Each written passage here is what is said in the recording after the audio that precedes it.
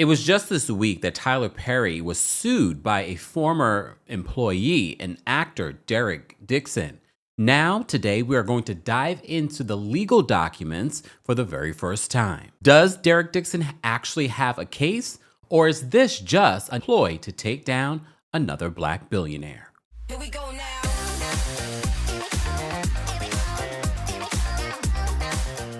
Welcome back to the Kempire channel, your number one source for pop culture news in music, entertainment, reality TV, and so much more. As always, be sure to like this video, subscribe to the channel, and hit that notification bell so you never miss out on breaking news when we go live or when we upload. Don't forget, you can also hear audio of our live recaps and special episodes on the Kempire podcast. Subscribe today, and don't forget to give us a 5-star review on Apple Podcasts and on Spotify. As you also know, we've been covering the Sean Diddy Combs trial every single day. You can get those updates here on our YouTube channel under our Diddy trial playlist or on the Kempire podcast. During our last recap, I asked you guys if you wanted me to go through the court documents that were filed, this lawsuit that was filed by Derek Dixon, and a lot of you said yes. So we're going to unpack it because there are also screenshots. And I want to go through, because as you know what we've done before, we've gone back and forth. Is this an actual valid lawsuit? Is this an employment issue for Tyler Perry? Because we also have to keep in mind, Derek Dixon was an employee of Tyler Perry Studios. He's not just suing Tyler Perry, he's suing Tyler Perry Studios. If we want to compare it to the Diddy of it all, I hate to compare it, but just in regards to Cassie's civil lawsuit, remember, this is a civil lawsuit. It's important to know when we cover the Diddy trial that we're covering, that's a criminal case. The Cassie lawsuit that she filed back in November of 2023 was civil. This Derek Dixon lawsuit is civil. Derek Dixon, though, has put a number on it. We didn't know what Cassie was suing for. We just speculated based on what the internet streets were saying. Derek Dixon is claiming that he wants $260 million. And a lot of you are saying, $260 million for what? Even based off the text messages, you all have said, he's suing for what? Exactly. Because you don't believe, based off the text messages, that they're really warranted $260 million payout. Where we're going to unpack everything that Derek Dixon is alleging in this lawsuit.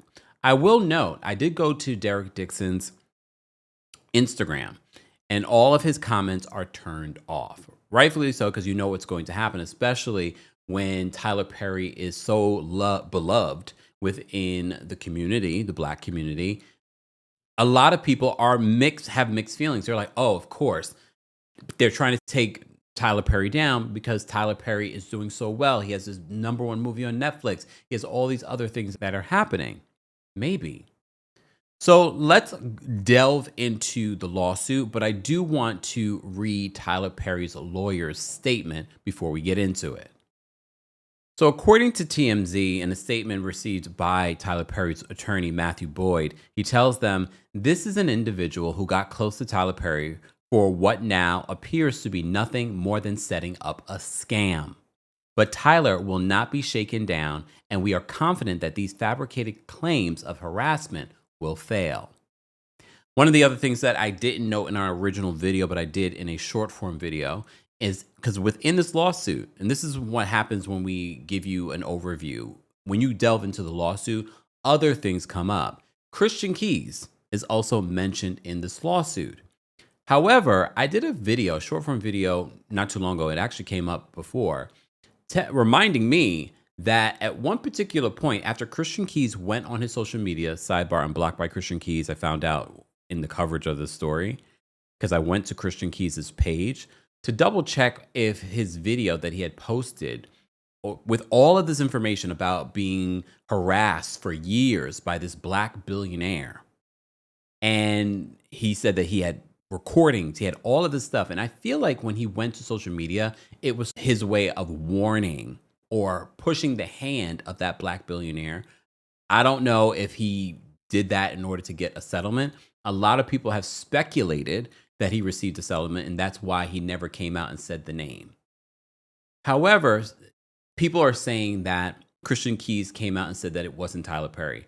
However, Christian Keys never blatantly said that it was not Tyler Perry. He had liked a tweet where someone in a long paragraph had said, oh, and he never said that it was Tyler Perry.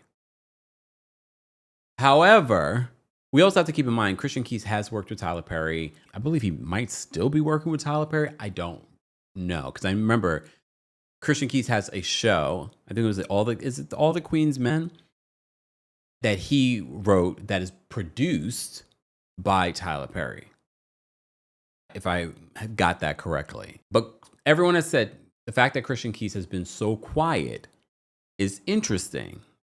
After he made such a big, I remember it was like a Saturday morning when it came out, the video. And now we haven't heard a thing about it. But now his name is coming up because he's mentioned in this lawsuit. So let's get into the lawsuit because it is about 40 pages. We won't read through every single thing, but we will read through the pertinent parts. So plaintiff Derek Dixon files his complaint against defendant Tyler Perry, aka Emmett Perry, TPS Production Services, Tyler Perry Studios, and then they continue all the included defendants in regards to that. He said the following complaint is pled on information and belief. This case arises from a sustained pattern of workplace sexual harassment, assault, and retaliation perpetrated by Tyler Perry, a powerful media mogul, against plaintiff Derek Dixon, a professional actor and screenwriter. Mr. Perry is an American actor, filmmaker, and playwright who has built one of the most successful careers in the film and television industry. Mr. Perry took his success and power and used his considerable influence in the entertainment industry to recreate a coercive, sexually exploitive dynamic with Mr. Dixon, initially promising him career advancement and creative opportunities, such as producing his pilot and casting him in his show, only to subject him to escalating sexual harassment, assault and battery, and professional retaliation when Mr. Dixon did not reciprocate Mr. Perry's unwanted advances. These events occurred while Mr. Dixon was employed as a series regular on Tyler Perry's show, The Oval, and while Mr. Perry held direct control over his employment, compensation, and creative opportunities. Tyler Perry rose against all odds to become one of the most powerful figures in the entertainment industry. His success story, once a symbol of perseverance and self-made achievement, has now become a cautionary tale of how unchecked power, wealth, and influence can corrupt those who attain it. Wow, the attorney that put this together, I'm like, okay. Among other contracts, Perry received a lucrative multi-year partnership with the Oprah Winfrey Network, and his net worth tops $1.36 billion. Tyler Perry's rise to fame and fortune elevated him from a powerless victim to a figure of tremendous wealth, influence, and power, culminating in the ownership of his own film studio.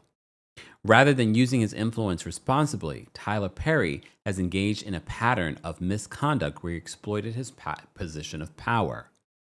Tyler Perry has been using his power and influence to molest, abuse, and sexually assault impressionable and vulnerable employees and actors who look to him for guidance and mentorship while pursuing their dreams. Is he alleging other people? As I mentioned to you before, Christian Keys is mentioned in this as well. He says, just like Harvey Weinstein, Bill Cosby, R. Kelly, Sean P. Diddy Combs, Kevin Spacey, Roger Ailes, and many others in the industry, Mr. Perry's success has led him to believe that money and influence can get him whatever he wants. That belief slowly transformed into the false idea that Mr. Perry can get whomever he wants. There are things in life that money cannot buy. Mr. Perry sought the one thing his power, his wealth, and influence could not purchase: a sexual relationship with a man who would remain silent. Perry told Mr. Dixon that his ideal relationship would involve a male sexual partner who he could provide for and who would be loyal but emotionally detached. That's interesting. Perry told Dixon, whoever ends up with me is going to be a happy mother effer. In essence, Mr. Perry desired a one-sided coercive dynamic with a subordinate an arrangement devoid of mutual consent or emotional reciprocity. Thus began Perry's calculated pursuit of Mr. Dixon. This was not Mr. Perry's first instance of sexual exploitation. He has demonstrated a troubling pattern of exploiting vulnerable male actors and employees, leveraging his industry power to create a cycle of hope and dependency. First, he offers an inspiring actors a prospect of career defining opportunities, roles that promise visibility and advancement. Then, once they are in his professional orbit, he uses the weight of his influence to ensnare them, positioning their success as contingent on meeting his demands in a quid pro quo sexual compromise.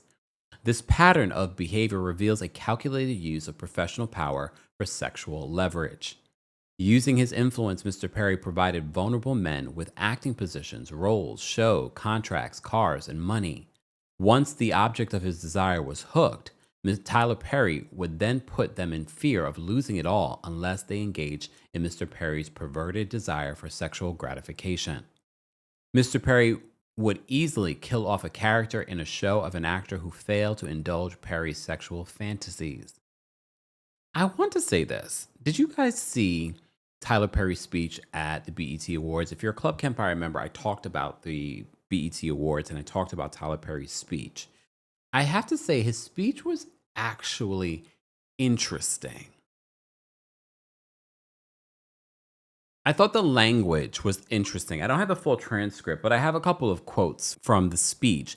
And I will say this, it stood out to me because it was like he was talking with this bravado. And as he should, he has helped a lot of actors over the years, a lot of our icons that were not paid anything until they worked with him. Taraji P. Henson has talked about that. Sherry Shepherd recently talked about that as well. So in his speech and receiving the Icon Award, the Ultimate Icon Award at the BET Awards, he said, "I have made more black billionaires, hear me when I say this, than any studio in this city combined because I'm making footprints."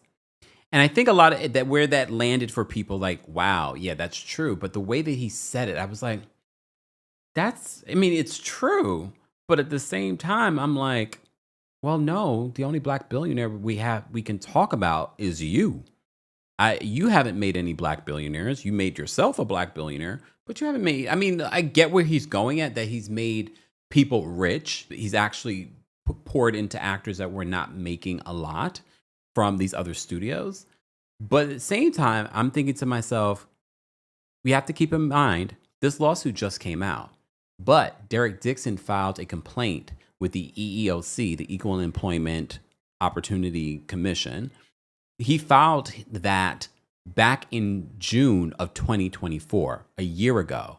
So we have to keep in mind, Tyler Perry knew that this lawsuit was coming. I wouldn't be surprised that there were conversations before he filed this lawsuit and probably to get some sort of payday, maybe. But we have to also keep in mind, when Derek Dixon filed that complaint last year, Tyler knew about that as well. Those are important details to note when we're going through this. Again, this could be a money grab. I'm not going to sit here and pretend as if billionaires and millionaires and celebrities aren't sued as a money grab, even though they may have not done anything wrong. And again, Tyler Perry has said through his attorney that he believes that Derek Dixon just became close to Tyler in order to create this scam, because there have been rumors about Tyler for years. So continuing with the lawsuit, in one such exchange, Perry stated that he could, quote, fix things because the actors of a show he was filming should all be scared because they were all shot at and we don't know who lives. Meaning that Tyler Perry was going to use this as a tool to gain compliance with his desires. Okay, we're going to read the text message because he includes this in the lawsuit.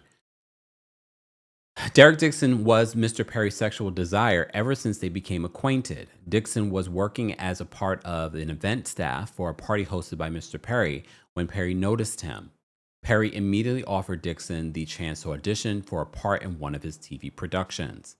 Dixon agreed and was on set with Perry behind the camera for weeks in close quarters. During that time, they were filming. Mr. Perry would send flirtatious text messages to Dixon. For example, in one message, Perry stated that he was jealous when he saw Dixon going on a walk with another man named Brad. And he provides the text messages. Here's what happens with the lawsuit, and we've learned this when covering the Diddy trial. There's going to have to be, if it even goes this far, there's going to have to be a time when someone, a forensic expert that will verify these text messages are real. Because in my original coverage of the story, I said, well, technically, I could literally go change the name of someone in my phone, and that could be Tyler Perry, and it's not Tyler Perry. However, as you notice in the lawyer's statement, he didn't deny the text messages. But again, he didn't respond yet to this lawsuit. That was just a statement to the press. In the lawsuit, let me see if I can zoom this in a little bit so I can read it. So one of the text messages, which is interesting because this particular one doesn't look like it's from a phone. It could be from a computer or maybe where he saved some of these messages. And it starts where it says, but I swear to you, I know how to fix this ish. I love killing a mother effer in a show that no one expects. That doesn't seem like anything. Derek responds, you could be sipping Mai Tais counting coconuts right now, is what he says in response to this text message. Then Tyler says, allegedly, think about the last episode. They are all shot at. We don't know who lives. Derek responds, exactly. I'm scared. They should be too. He says, nope, they're not. Last I checked, we all got the same bullets in us. This is what Derek responds. Okay. Then in another text message, Tyler says, why did that photo make me jealous? You two together. Derek responds, haha, I don't know. It's just Brad laughing out loud. He puts a laughing out loud. Derek responds, he just wanted to go for a quick walk to get his steps in, and now I'm walking to Chipotle by myself, laughing out loud. Tyler responds, thick Derek, get that Chipotle. Flirtatious, but is anything against the law? Well, we got to think about this. I mean, again, is it incredibly inappropriate? Not necessarily, but we have to keep in mind that we're talking about an employer and an employee. If this was just two friends talking, it's another thing. Okay, in another text message, Perry stated to Dixon, what's it going to take for you to have guiltless sex? Have y'all found that yet in therapy? You can have freedom from religious guilt and still believe in Christ. Plaintiff carefully navigated a friendly demeanor to prevent the loss of income, an opportunity on the one hand, and on the other, a firm boundary against Perry's advances. Often when Mr. Perry started drinking, he would demand more attention from plaintiff and get more aggressive with his flirting. On one occasion when Mr. Perry was drinking, he started to become extremely annoyed when Mr. Dixon avoided him. Mr. Perry stated that of the 600 people in his phone book, 600 people, Lord, he only wanted to talk to Mr. Dixon. So there's more screen grabs in regards to the text messages. So in one text exchange, Tyler allegedly says, what's it going to take for you to have guiltless sex? Have y'all found that yet in therapy? Yes, it's the exact same kind of car, Geo Metro. There could be other things that they were talking about beforehand. Derek responds, giving up my religious guilt, becoming a Buddhist, ? That's so cool. Where you came from.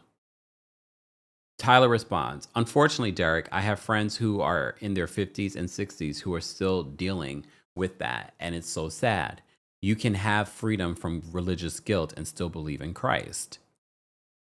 In another text exchange, Tyler allegedly says, treat myself, right? What are you doing? And I'm guessing maybe Derek wasn't responding. Then he puts Derek in all caps, but he does it like, Derek. And Derek responds, just talking to my sister. Then Tyler allegedly responds, eye roll, fine, good night. I'll go through the 600 people in my phone book and be annoyed that I don't want to talk to any of them. Derek responds, trying to get off so I can go to sleep, laughing out loud. It's not it based off of this, it sounds like, yeah, I'm on the phone with my sister. I don't want to talk to you, and I'm about to go to bed. He says, I understand, laughing out loud.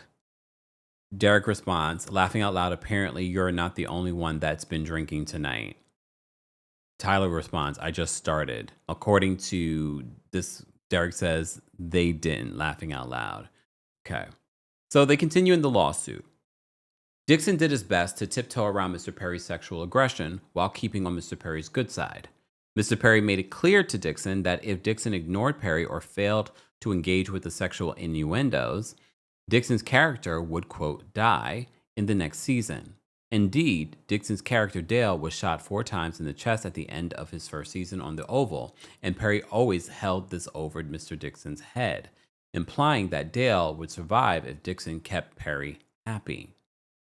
Once Perry recognized the extent of control he had over Mr. Dixon, he escalated this behavior.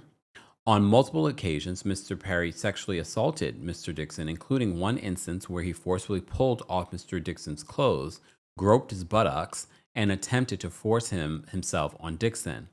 Mr. Dixon told a drunken Perry no, and attempted to remove Mr. Perry's hands, but Mr. Perry held tightly onto Dixon's wrists.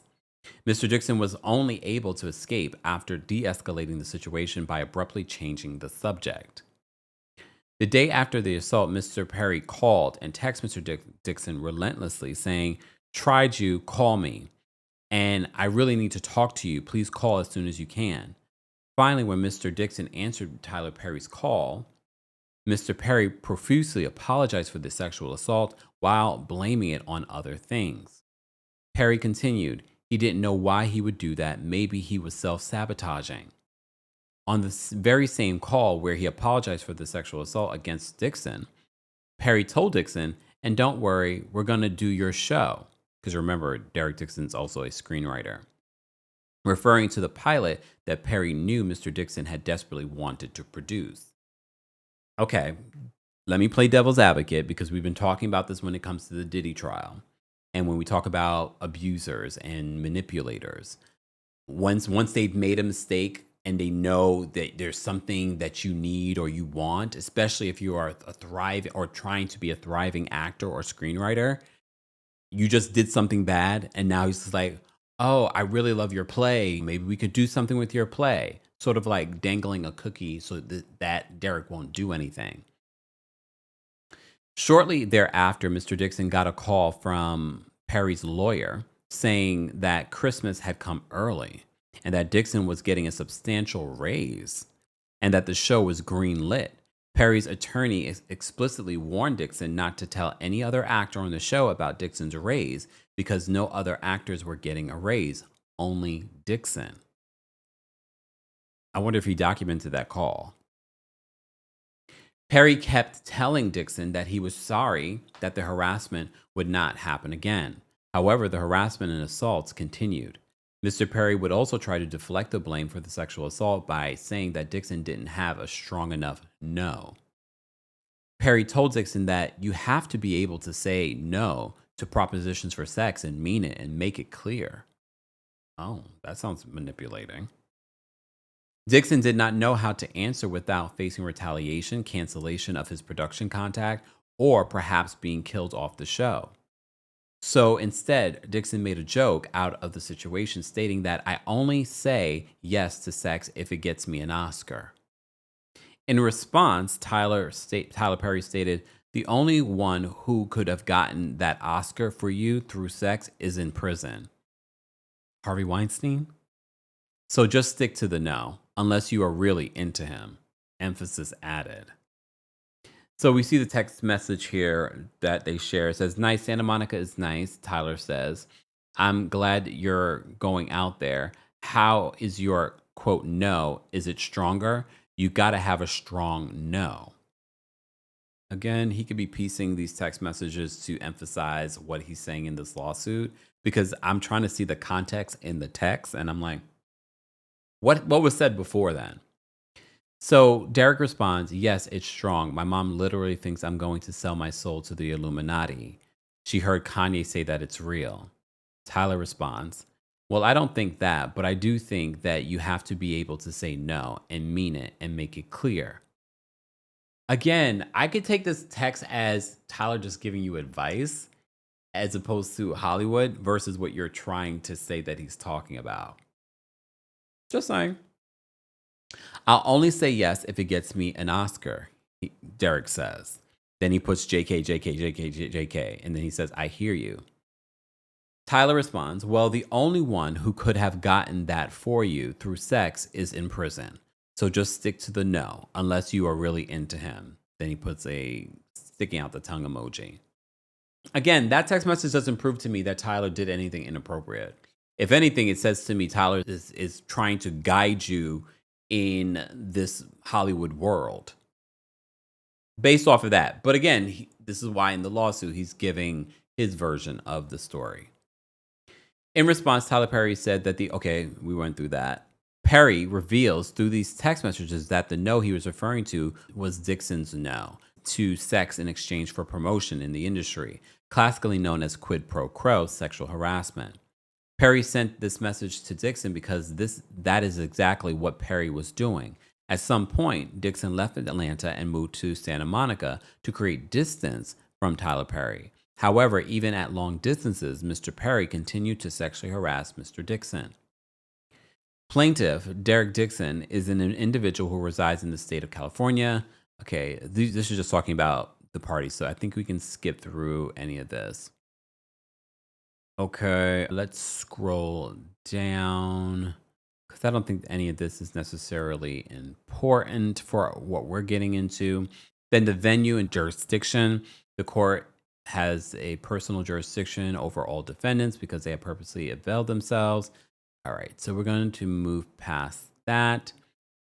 So they said that this action is also timely under California Sexual Abuse and Cover-Up Accountability Act. California Sexual Abuse and Cover-Up Accountability Act amended California Civil Procedure Section 340.16, extending the statute of limitations, opening up rival windows for adult survivors of sexual assault and related claims, and acknowledging that a 2-year statute of limitations simply does not provide sexual assault survivors adequate time to heal from the physical and emotional trauma of sexual assault and prepare for a civil case. We talked about this recently when Kirsten Brown, a Los Angeles attorney and prosecutor, weighed in on why we're seeing so many of these civil lawsuits coming out, because New York and California have had passed this law to extend the statute of limitations.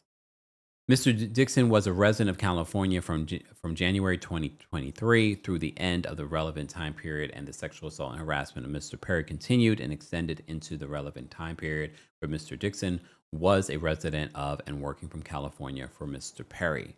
Mr. Perry also resided in California. Much of the harm caused by the sexual assaults occurred, according to him, in California.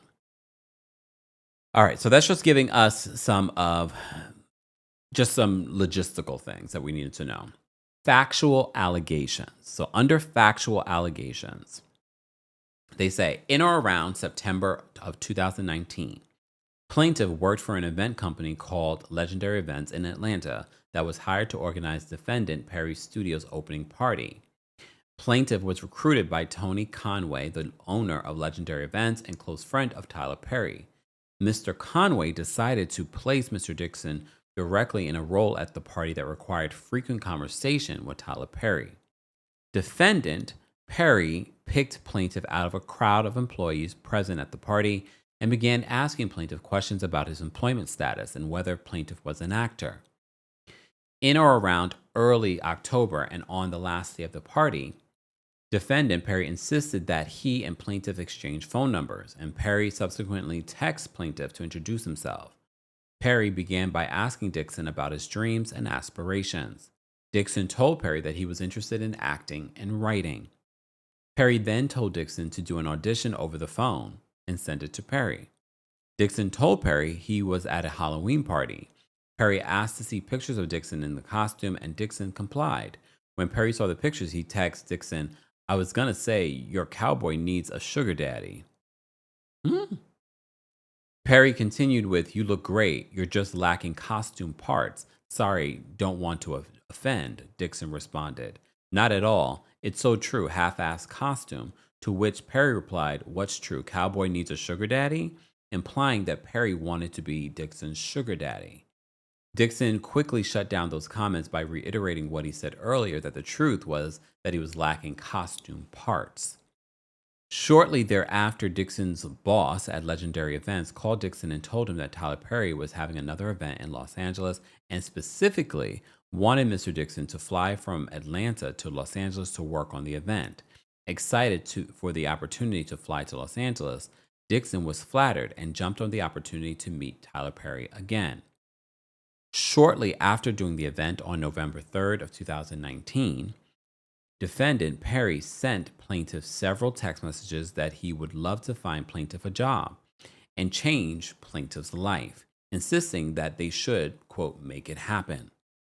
Perry sent Dixon what turned out to be an ominous warning: be careful hanging around me. I cause dreamers to dream bigger. I cause them to not only believe, but do. Then let's make it happen. You're an artist. You have to be fulfilled. Nothing else will suffice.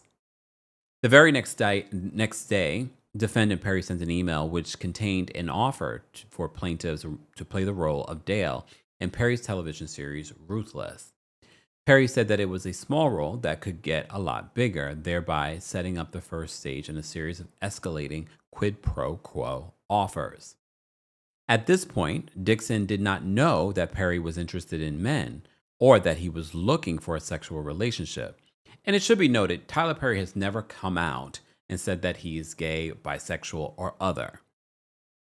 There have been rumors for many, many years, but we've never heard that. What we have heard is Tyler Perry had a relationship with a woman and had a baby with a woman. But again, he could be bisexual. Again, he has never confirmed or denied that he is gay, straight, or whatever. So Dixon assumed that Tyler Perry was genuinely a caring person who discovered the talent that Dixon always felt he had. And honestly, for those that have actually watched Ruthless or seen Derek Dixon in The Oval, what did you guys think of his acting? I will say the quality of Tyler Perry's writing doesn't necessarily translate through the actors, unless you're like a Taraji P. Henson. Taraji is just a phenomenal actress. So she could take lackluster writing and turn it into something else. In my opinion, because I know some of you don't consider it lackluster. So calm down, because I'm like, it's not lackluster. Calm down. For me, not everything. There are things. We're not going to get into a debate. We could do this at another time when it comes to Tyler Perry's writing style. We'll just call it that. So Dixon filmed his roles in Ruthless in mid-November and went back to his job as an event staff for Legendary Events. Approximately 1 month later, Perry bought and gave Dixon a new car because he hated Dixon's Jeep. And look, we have to keep in mind, we've heard of Tyler Perry being very generous. I remember, was it Tiffany Haddish that said that Tyler Perry had bought her a car too? He's very generous. So in approximately 1 month later, Perry bought and gave Dixon a new car because he hated Dixon's Jeep. Dixon was surprised and elated. Dixon had no idea that he was being set up by Perry for extreme dependence. First of all, me personally, I would have never taken the car. Me personally, because maybe because I've worked in HR, and part of me sort of like, you're an employer, possibly a future employer. I think this is first of all, I don't mean even if you weren't an employer, I probably wouldn't take such a huge gift from someone. Even if I know you have it, I don't know if I would take it. But that's me. Some of you would take it. Me personally, I would be like, no, thank you. But thank you. No, thank you. Maybe eventually if we became really good friends and I got to know who you are and your character, but definitely not early on like this. Even then, I don't know if I would take it, but I'm just saying. In December of 2019, Dixon was requested to be a part of the event staff at another event at Perry's home in Jackson Hole, Wyoming. After that event, Perry started frequently sending text messages, making phone calls, and demanding that Dixon give Perry some attention. On New Year's Eve 2019, Tyler Perry text Dixon, "I can't tell you the last time I pumped gas or went to the supermarket or fly commercial or packed a bag or had good sex." They put in bold here. "It was before I was rich." Dixon found these messages to be strange and untowardly coming from someone like Tyler Perry. But being new to the industry, Dixon played along by downplaying the sexual comments and hoping that being around Perry would allow him to showcase his talents as an actor and writer. Soon after Dixon began giving Perry more attention, Perry made his move on Dixon. In January of 2020, just a few months after his first acting gig, Perry invited plaintiff to his home in Douglasville County, Georgia. Plaintiff showed up to the home hoping that he would be given a chance to befriend Perry and show him how talented an actor Dixon was. At Perry's home, Dixon was served many alcoholic drinks, which Perry also partook in. Dixon felt that Perry was genuinely interested in Dixon's talents as an actor and writer. Perry made no sexual advances at Dixon while they were drinking, and the conversation was friendly. At the end of the night, Perry told Dixon not to drive home. Perry said that it was dangerous and Dixon was too inebriated to drive home. Dixon agreed and was escorted to a separate guest room, not knowing that this was a ruse to allow Perry to assault Dixon. Dixon was tired and did not have pajamas, and so he got into bed only wearing underwear. Before he knew what was happening, Dixon felt someone else slip into bed behind him and start rubbing Dixon's body around his inner thigh in a highly sexual and suggestive manner. Dixon turned around and saw that Tyler Perry was in bed with him. Here's the thing, and this in no way is blaming the victim. I just want to preface this. If Tyler was already making these sexual advances towards you, even before this time had happened, first of all, why would you get so drunk that you couldn't make it home or not insist, no, I'm going to take an Uber or whatever and go home? Why would you then say, I'm going to stay under this man's roof? And there's more that comes out in this lawsuit that makes me go, is this just him coming for a payday? I don't know. But again, there are a lot of people in Hollywood that feel like he hasn't done anything. If I just befriend him, this could open up opportunities for me. Maybe. At this point, Dixon's stomach started to turn, and he began feeling nauseous. Instinctively, Dixon jumped out of bed and told Tyler Perry that he wasn't that sexual. Tyler Perry ignored the comments and told Dixon to turn around so Perry could see him naked in his underwear. Perry then commented on how beautiful Dixon's body was. Dixon once again told Perry that he was not into sex. Dixon kept informing Perry that he was not into sex in order to keep Perry at bay, while at the same time not insulting the person who was dangling his career in front of him. In response to Dixon's frequent assertions that Dixon was not into sex, Perry started prying further. Perry would send Dixon a text saying, "I would hope that you would let someone hold you and make love to you. You are missing the best years of your life, my friend. Trust me. I hope you get past that block in your mind soon."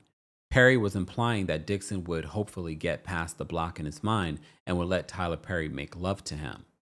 After the assault in January, Dixon felt betrayed. Perry continued to call or text Dixon every day asking to talk to him more. Dixon ignored Perry, which led Perry to text him, "Derek, why don't you text me more?" The more Dixon ignored Perry, the more aggressive Perry became until finally Perry offered Dixon a part on a new show called The Oval. Dixon was intrigued and was hoping that would be the big break that he was looking for and a chance for him to display his acting talent. On February 11th of 2020, Dixon, mind you, this is February 2020. Remember, in March of 2020 is when the world shut down. Just important to note. On February 11th, happy birthday to Brandy and Kelly Rowland as well. And rest in peace to Whitney Houston. Sorry, all these things come to my mind. Perry told Dixon to quit his job at the legendary events and come work exclusively for Perry.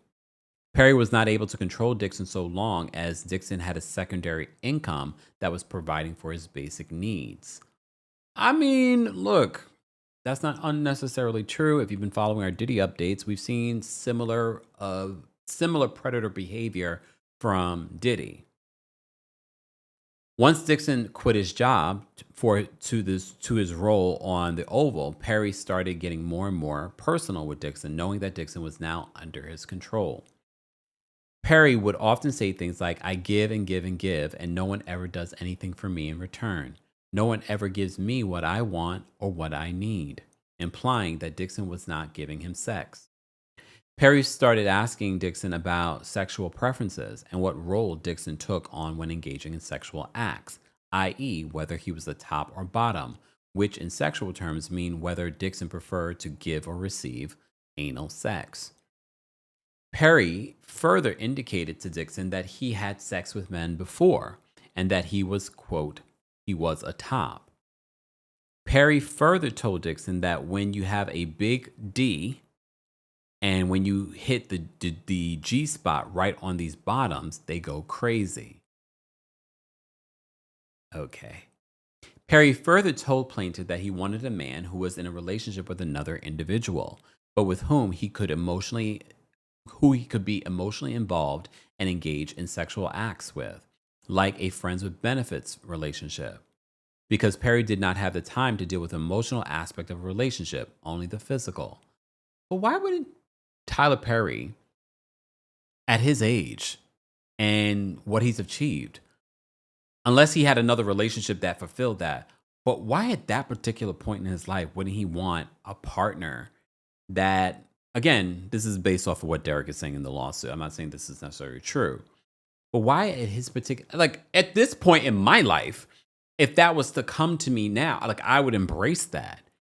Why at his, like you've achieved everything, you have everything. Why wouldn't you want a partner that wasn't just sexual? Or maybe that's just the way that he viewed a relationship with Derek Dixon. And maybe he got that from somewhere else. Maybe he gets that with women. I don't know. Again, we're basing this off the assumption that any of this is true. Okay.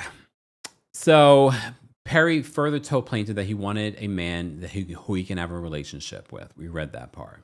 Despite these comments, Dixon knew that a full-throated refusal, that was an interesting term to use, would land him in the doghouse and might result in his role being cut on the Oval, fearing that his career would end before it began. Dixon put up with these comments and continued to maintain that he was not the sexual type. On or around March of 2020, Dixon received the script for the Oval. He was written in as a season regular and was therefore expected to quit his job with legendary events. Dixon's character was written as a gay, homeless, and desperate store clerk who had to sleep with one of the other characters for a place to stay. That's interesting. More importantly, at the end of the season, his character would be shot 4 times in the chest. Dixon felt that this was a way for Perry to test Dixon out for a year and see if he would be loyal to Perry. When Dixon asked Perry about the shooting, Perry indicated that if Dixon did a, quote, good job, Dixon would be back, and that a shooting didn't necessarily mean that Dixon's character was out of the script for future seasons. Perry commented that Dixon's character was only shot in the chest, not in the head. Dixon immediately here's the thing, in a Tyler Perry production, he could have been shot in the head, he could have died right there, and then Tyler could bring him back and be like, what do you mean he got shot? That's just Tyler Perry production. Ooh. Dixon immediately understood that his job security depended on his, quote, relationship with Perry. From this point on, Dixon worked with the constant fear of losing his job if he did not engage with and endure Perry's sexual harassment. Shortly after giving Dixon this news and after telling Dixon that future seasons were dependent on Dixon doing a, quote, good job, Tyler Perry invited Dixon to his home in Atlanta. Plaintiff asked questions and tried to wiggle his way out of the invitation because he remembered what happened the last time that the two were alone. However, plaintiff knew that his job security, income, and livelihood depended on his attendance. Because I believe when covering this initially, I said to myself, Why would he go back after what happened that first time? But this is why it's important to read the lawsuit. This is his justification. He was concerned about his job security, income, and livelihood. Plaintiff has seen other employees of Perry's who has experienced sudden deaths on shows when they fell on Perry's bad side. I wonder if they give examples. In fact, Perry had made it clear to Dixon that he often killed characters in order to get an actor to be loyal or obedient. When Dixon arrived at the house, Tyler Perry gave Dixon a warm welcome and was very friendly. Soon after, Tyler Perry started asking Dixon a slew of sexually charged questions, even asking Dixon, liked it rough in bed. Perry then physically reached out and violently grabbed Dixon's throat, attempting to physically choke Dixon, and remarked, "Wow, look how excited you got. You do like that." Hmm? Dixon was horrified and shocked, and in a panic. Dixon never thought that Tyler Perry could get so violent and would place his hands on Dixon's throat in a sexually aggressive manner.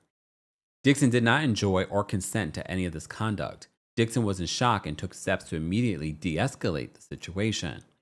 Due to the onset of the COVID-19 pandemic in March of 2020, filming for The Oval was postponed indefinitely. During that period in which filming for The Oval was postponed, Tyler Perry would make FaceTime calls and other contacts to Dixon almost every day, treating Dixon as an on-call, quote, pet. Dixon felt obligated to answer for fear of losing his role, income, and career. Perry often asked about Dixon about his whereabouts, often demanding that Dixon respond immediately. When he didn't, Perry would send text messages to Dixon saying, "Derek, grr," and "What are you doing?" Additionally, Perry was jealous of anyone who Dixon had a relationship with. Tyler Perry told Dixon that if Dixon got COVID-19 from his roommate at the time, Dixon would not be able to shoot The Oval. Perry encouraged Dixon to move into one of the on-set studio houses owned by Perry. So because remember, that's like a whole world that Tyler Perry has on that studio lot that he has in Atlanta. So he encouraged him to move on to one of the on-set studio houses owned by Perry, where Perry would have more control over Dixon's whereabouts. And God only knows what cameras he's got going on around there. Ooh. Thereafter, Perry would text plaintiff about other actors on his show, Ruthless. Perry told Dixon how he manipulated employees through ruthless retaliation. Perry told Dixon that if he did not like the way an actor behaved or the way the actor was acting, the character would simply die in season 2. Dixon understood that Perry was informing Dixon to be cautious about disappointing or upsetting Perry. As a result, Dixon continued to put up with Perry's suggestive messages and sexual advances while doing his best to protect himself by taking notes, and amassing evidence of the sexual harassment and keeping old text messages. In one conversation in or around April of 2020, Perry told Dixon that Perry imagined Dixon prancing around in a cowboy outfit and that Perry did things to Dixon and that he couldn't talk with Dixon about any further because they were so wrong. In or around April of 2020, and while Dixon was living in a studio, so he did move in, studio homes on set, Perry often coerced Dixon to drink alcohol, then get on the phone with Perry. Perry would frequently have someone drop off alcohol at Dixon's door. Perry would eventually turn these phone calls into sexually explicit rants. Perry would get frustrated with Dixon and tell Dixon that he was not giving Perry, quote, what he needs. Dixon's refusal to succumb to Perry's sexual advances caused Perry to be ever more frustrated. Eventually, Perry warned Dixon that if Dixon told his castmates about the harassment, Dixon would be opening himself up to questions and foolishness, and demanded that Dixon not discuss any of their conversations with his castmates. Perry upped the stakes by telling Dixon, point blank, that he was not to tell anyone about their, quote, friendship. Perry told Dixon that it should remain secret and tried to make it seem like the secret was for Dixon's benefit. Perry continued to sexually harass Dixon. On June 27th of 2020. Defendant Perry texted Dixon that all he wanted for his birthday were biscuits and BJs, referring to blowjobs or oral sex, but that All Perry ever received were biscuits, insinuating a request for oral sex from Dixon. This text was followed by other messages calling Dixon cute, cutie, and that Perry was just thinking about Dixon. So let me just zoom into this text message here, because some of these are really like old, but they're included within the lawsuit. So this allegedly is Tyler texting a long, long message to Dixon. And Dixon was only writing him back like a couple word sentences. So in this long message, Tyler says allegedly, listen to me. If you let the cast know that you and I have a new friendship, then you are opening yourself up to a lot of questions and foolishness. You want them to know, in caps, he puts no, that you are there because of your talent, not because we have a friendship or because Tony got me to give you a job. You earned your spot like everyone else. Don't give people an opportunity to play you small or they will. I can't teach you everything. Unfortunately, there are some things you'll have to learn for yourself. Because when we go back to work, I'm not going to know you. I don't have any friends that work for me, my friend. Professionalism is key. Again, reading the text message, I'm like, it sounds like he's giving you advice. Yes, in your lawsuit, Derek, you're painting the picture that, oh, he's insinuating something. But the way that I'm reading this, he's giving you advice, industry advice. So Derek responds, you're totally right. He says, I hope you got it, my friend. Then he says, that makes total sense, Derek says. And then Tyler says, just watch the behavior of everyone around me on set. He says, yeah, I will. Don't want to give anyone that opportunity because work is work. Again, I don't see anything wrong with this text message. But there are some other text messages that we'll go through. Despite these advances, Dixon continued to act professionally and continued to tell Perry he was not sexual. That seemed to be the only way of keeping Perry at bay while keeping his job. In July of 2020, Perry remarked about how much he loved the script for Dixon's television series called Losing It, and exclaimed that he wanted to shoot the pilot for it. Perry would never really work toward that goal. What in the Cassie? I'm playing. Well, maybe. Who knows? And what Perry was really doing was making Mr. Dixon more dependent on Perry so that Perry could later extract sexual favors from Dixon as a quid pro quo to produce the pilot. In or around August of 2020, Dixon and his castmates began shooting for the Oval after delays due to COVID-19 pandemic, during which time all castmates and crew lived on the studio set in a quarantined bubble. This made me also think, because I mentioned Christian Keyes' series that's produced by Tyler Perry, and I was like, is that why Tyler Perry ended up producing it? Beyond it being actually good, I've never seen it, but now it makes me kind of like, just things to think about. And I know some of you are probably like, whose side are you on? Mine? We're reading through a lawsuit. I'm playing devil's advocate here. So they share some more text messages. Let me just read the text first before we get into the explanation.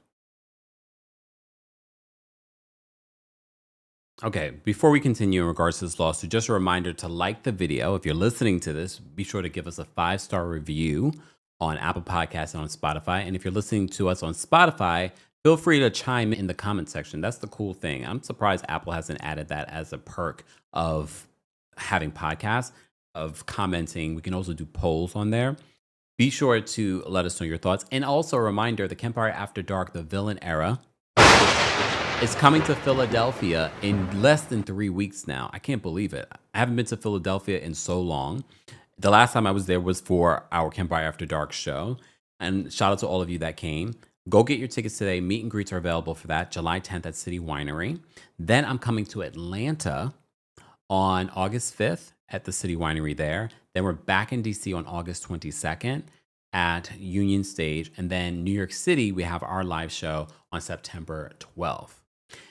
The New York City show has a meet and greet, but also a live stream option. So even if you're coming to any of the other cities, or if you're not coming to the show because you live abroad or you live in another city that we haven't come to, get your tickets for the live stream option. All of that ticket information will be available in the description.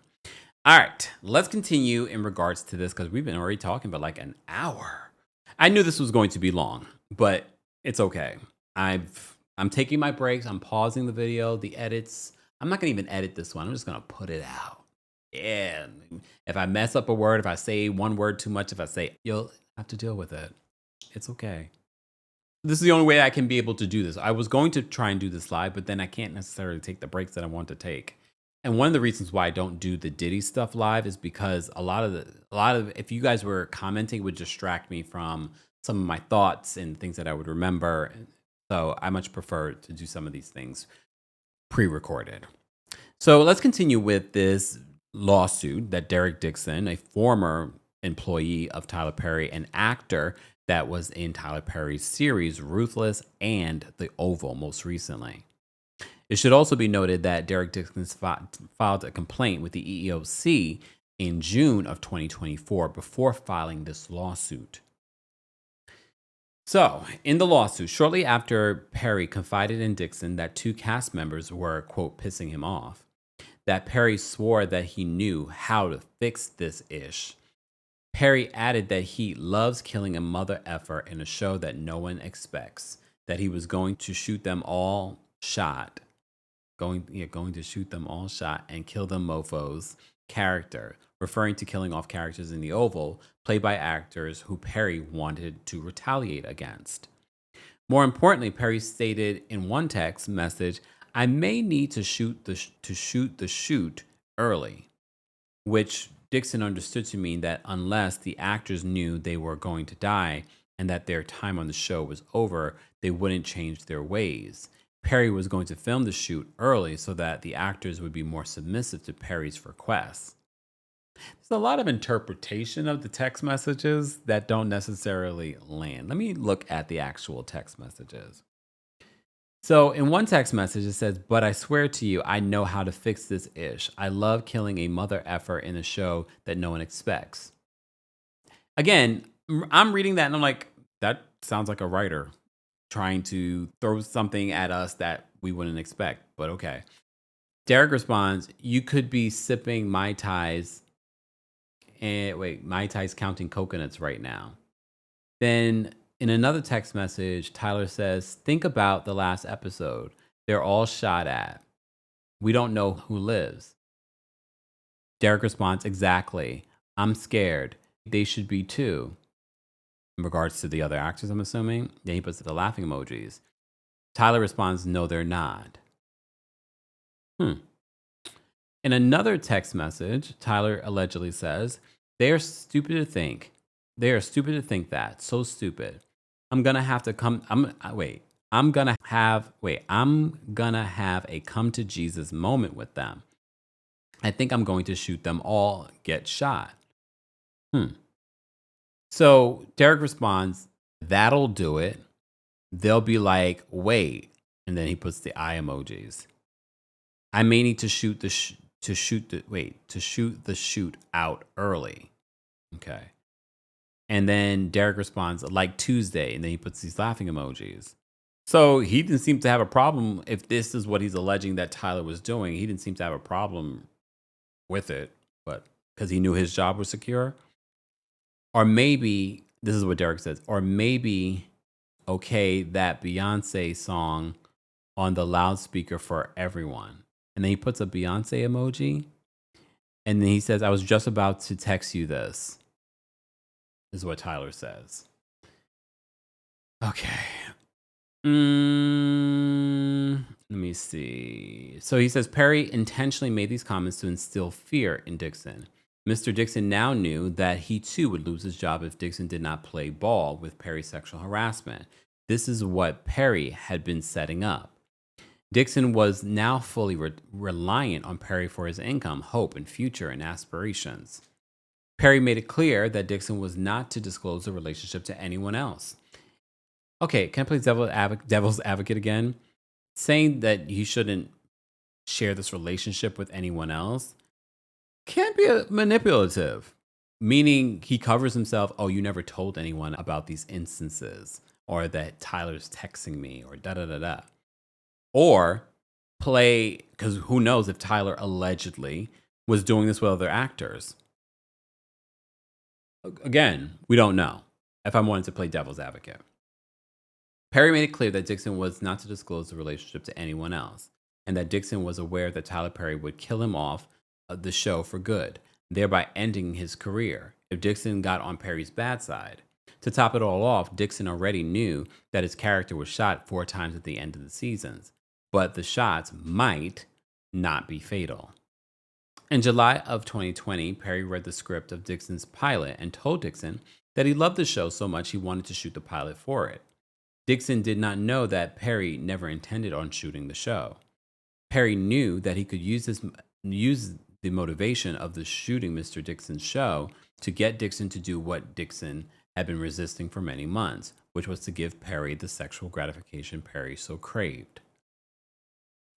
Once the stage was set, Perry knew that he could get away with sexual harassment. During the filming of The Oval in 2020, Perry engaged in a severe and pervasive tirade of sexual commentary, including but not limited to, and then they give you different instances.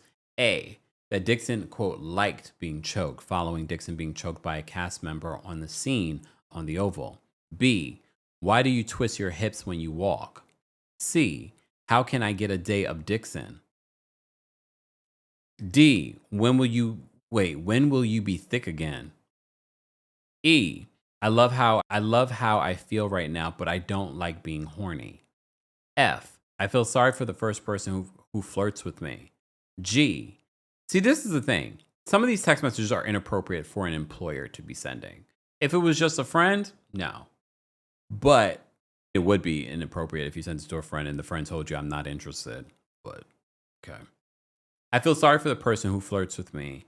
G, I've been trying to put that energy somewhere else, but everything is sexual on this stuff. H, that snake across the table made me think of a photo of Nicki Minaj from the music video for her song Anaconda, in which she references intercourse with male genitalia symbolized by a snake. I will gladly choke you right now, referring to Perry's desire to choke Dixon in a sexual way. I mean, okay, hold on. This text message, again, I don't see the text message. This is just them quoting. I would gladly choke you right now. They're adding an explanation referring to Perry's desire to choke Dixon in a sexual way. That could also be like, you annoyed the hell out of me, but okay. This is why we also have to be conscious of what we are texting people. But when you're in a professional environment, which should be a professional environment, when you're talking with employer and employees, you can't even make comments like this. J, a suggestion that Dixon should get braces behind his teeth, but that the plaintiff would wait. Hold on. A suggestion that Dixon should get braces behind his teeth, but that plaintiff would have to give BJs and that it could be dangerous for Dixon's partner, especially if they're not circumcised. Okay. That's when and then another K, these are all the examples. That's when you were thick Derek, fun Derek, drunk Derek, before COVID Derek. I miss him, just without a butt. Again, inappropriate for an employer to be saying this. No matter how you feel about Tyler Perry's giving to all the, I understand. They trying to take it down a black man. Let's just talk about employer and employee. Some of these texts, alleged texts, are inappropriate for an employer to send. Just wanted to say. And they do provide the text messages here. So, L, Thick Derek would have worked them pants out. Perry also photographed Dixon's buttocks while on set and sending the pictures to Dixon. 2 text messages of many show that Perry was jealous of seeing Dixon with other men, and that Perry describes Dixon as so beautiful. So then they provide the text messages. Tyler Perry allegedly says, "Why did that photo make me jealous? You two together." Okay, we read this already. I don't want to read this again. Let me just see here. I just want to see if there's anything relevant that we need to talk about. Tyler says at one particular point, "I feel sorry for the person that you choose." And Derek responds, "And won't even take an aspirin from someone anymore. Haha, I wouldn't cry if that wasn't so funny. Why?" He then says, Tyler allegedly says, "What I mean by that is that you're so beautiful. When you finally are able to unlock your mind, you're going to make that person crazy." Okay, Tyler. This series of comments and other unwanted sexual references made Dixon highly uncomfortable. Dixon was caught in a bind. He could not explain to anyone in HR. He had nowhere to turn for relief from the sexual harassment, and he knew that if he did not endure it, he would be killed off from the Oval. Dixon was unsure whether to joke back or rebuff Perry's sexual harassment, so he endured it, knowing that his job was on the line if he did not engage. Perry would also share intimate details of his own sex life with Dixon. Among other things, Perry would tell Dixon that he had not had good sex since he became rich, and that there were certain times where he had not been, quote, touched in months. Here's the thing: if any of this is true, Tyler Perry is rich, super rich. He's a billionaire. There are people that would throw themselves, gorgeous men, women, would throw themselves at Tyler. Tyler would not have to chase. But again, if this is true, predators like to go after things that they think that they can't have. I'm thinking from a logical mind in regards to why wouldn't you could have anyone in the world, even if they don't necessarily even are attracted to you, but they'd be willing to be with you because you have money. But you chase after someone that has showed you countless times, I'm not interested. Allegedly, we don't know. Again, this is Derek's civil lawsuit. So, on the second to last day of shooting for the Oval, Dixon filmed the episode where his character was shot 4 times, indicating a seeming end to his role on the show and his termination from the job. It was precisely following this day of filming when Tyler Perry knew that Dixon's character's fate was to be decided, that Perry invited Dixon to his trailer for drinks. Dixon knew that refusing meant the end of his career, so he accepted. It was there on that very same day that Perry dialed up the harassment to a new level. Tyler Perry asked Derek Dixon point blank, "Are you attracted to me?" and demanded that Dixon answer. Plaintiff reiterated the same way that he did after the first assault. By skirting the question, Dixon told Perry that Dixon wasn't that sexual or looking for anything. Perry's incessant probing did not stop. Perry continued to talk about how good looking and sexy Dixon was, and that plaintiff was wasting his looks by not being free and having sex. Dixon repeatedly deflected these comments with neutral answers, constantly looking for ways to avoid Tyler Perry's sexual interrogation while continuing to worry about his future on the Oval. Mr. Perry was testing how far he could go with Dixon. After enduring the harassment and doing his best to dodge the situation, Mr. Dixon got up and the two exchanged goodbyes. As Dixon was leaving Perry's trailer, Perry got up and pinned Dixon against the wall. Perry began aggressively groping Dixon's buttocks in a sexual motion. Tyler Perry began reaching down towards Dixon's buttocks and groped Dixon's butt in a strong and sexual manner that could not be a mere accident. Dixon stood frozen in horror and could not reciprocate or fight back. All Dixon could do was let his body go cold and limp. Seeing that Dixon had no desire in Perry, Perry told Dixon that he was drunk and asked Dixon to leave the trailer. I also think people treat sexual harassment claims for men differently. I was just thinking that as we were covering this case, because I feel like I want us to think if this was reversed and this was a woman. I mean, some of y'all still drag women, especially if it's someone that you love. Can we just pretend it's not someone that you love and it's not a high profile person? It's just some John Smith is the CEO of this company. I wonder how you guys would feel if it was that and it wasn't necessarily this person that you love that you know nothing about in actuality. Besides, he's done this for this person and that for that person. I just want to put it out there. As soon as Derek Dixon left the trailer following Perry's violent assault, Dixon became severely nauseous and extremely anxious about his job, career, and livelihood. Dixon felt trapped within the confines of the studio's quarantine bubble. There was still another shoot the next day. And Dixon called his friend Justin Bryant on the phone and told him everything that happened. Oh, so Bryant So now he's starting to timestamp some of these instances, or incidents, I should say, on the phone, and told him everything that happened and was unaware of any human resources representatives to whom he could report the assault. Plaintiff had no one to turn to and nowhere to go save him from Perry's aggressive sexual harassment and exploitation. The next day, Perry acted like nothing happened, and this time he did not even offer Mr. Dixon an apology. Following this exchange, Dixon began to avoid Perry as much as possible. However, Dixon still felt the need to answer Perry's incessant text messages. So he changed his approach. Dixon often pretended to be asleep to avoid being harassed by Perry. However, Perry insisted by texting Dixon the following messages: A. Are you awake? B. Stop ignoring me.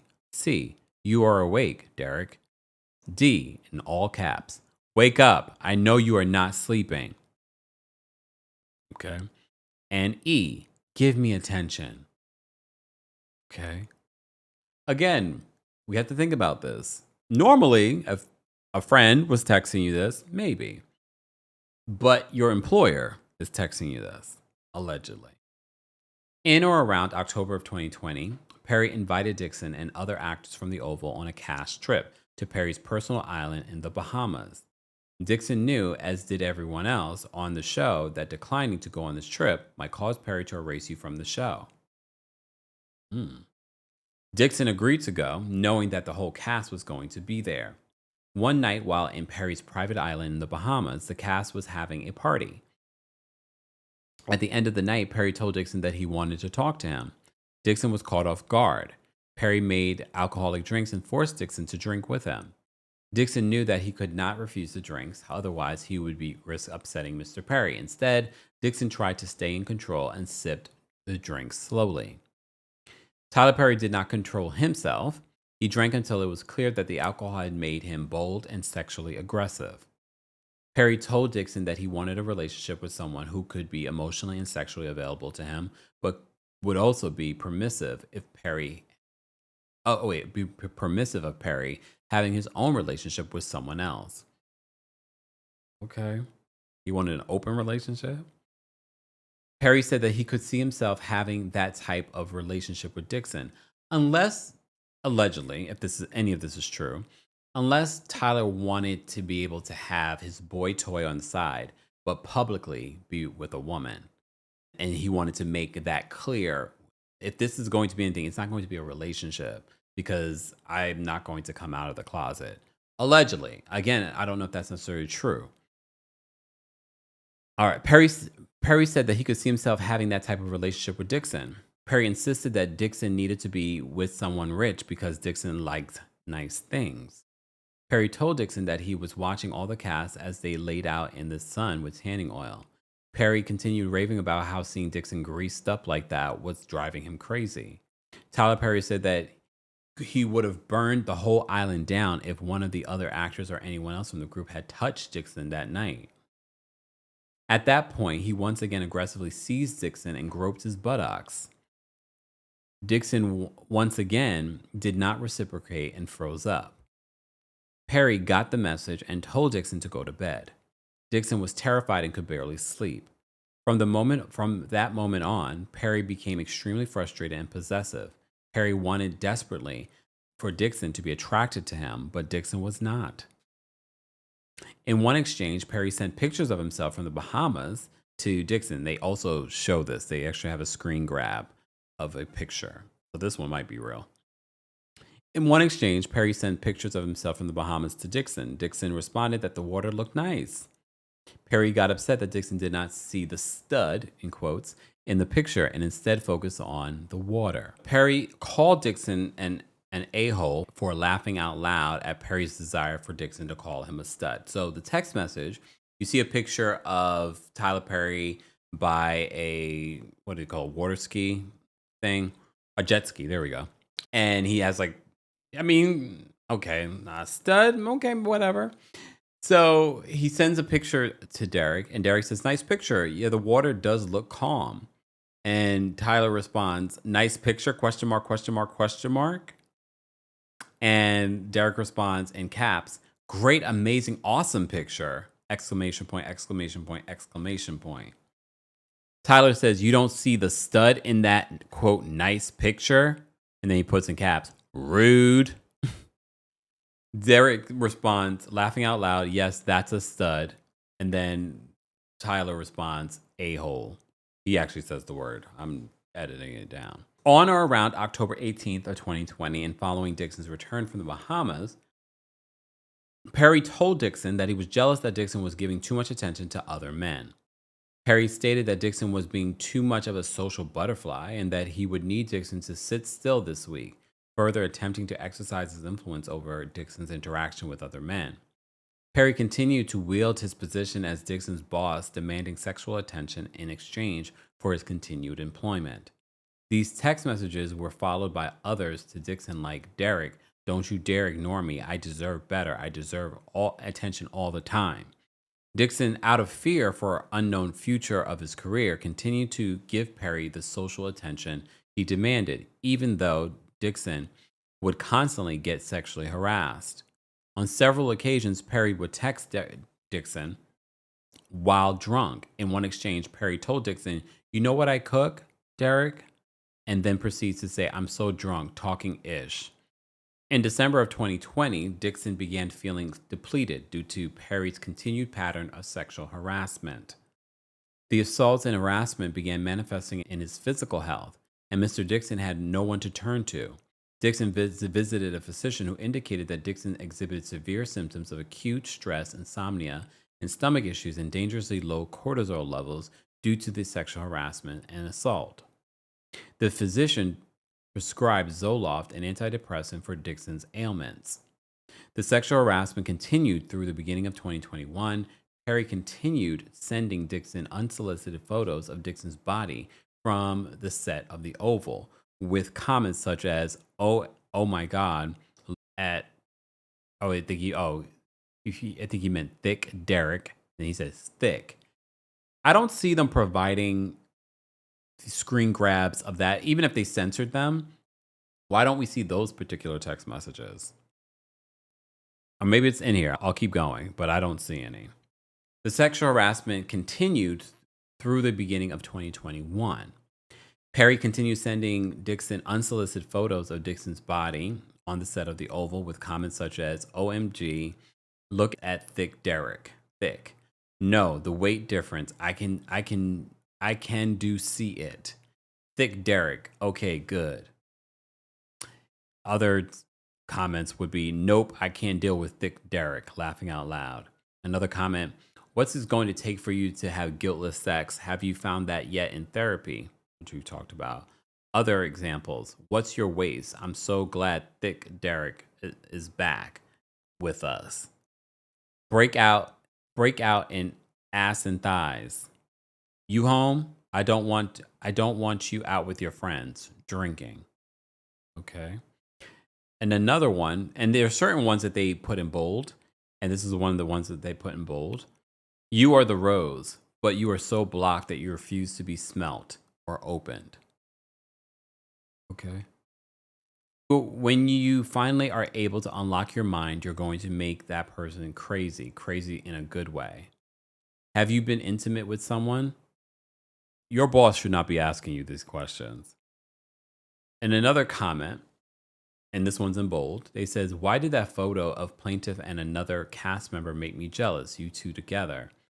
Yeah, he says. In another comment, he says, thick Derek, get that Chipotle. No, I can't, only from your jeans.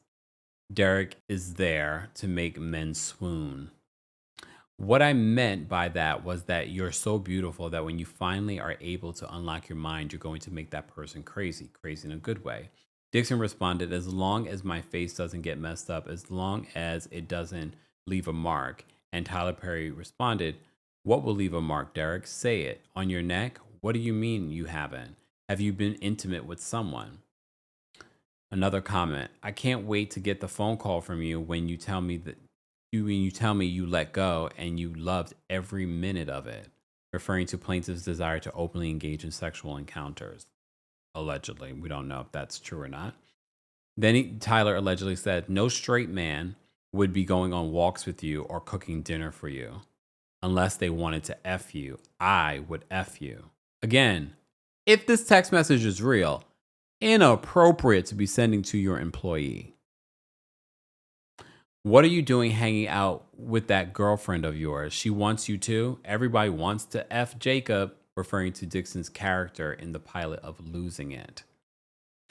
After several weeks of unreciprocated sexual innuendos and demands for attention, Perry lashed out at Dixon on set and asked if he needed to punch Dixon in the stomach for Dixon to act the way Perry envisioned in a scene. This exchange was highly intense, and Perry's reaction stunned several cast members. Actors on set consoled Dixon for the abrasive interaction, confused as to why Perry overreacted in such a manner.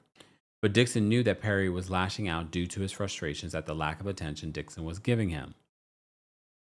On or around June 4th of 2021, Perry invited Dixon to his house to spend some time together and discuss the pilot of Losing It. Although Dixon hesitated, he feared the consequences of disappointing Perry and believed once Losing It was a big show, he would be freed from under the clutches of Perry. If this is true, no, you wouldn't have, because he would be the producer behind it. And then he would find another reason. Oh, we're not going to get it renewed, blah, blah, blah.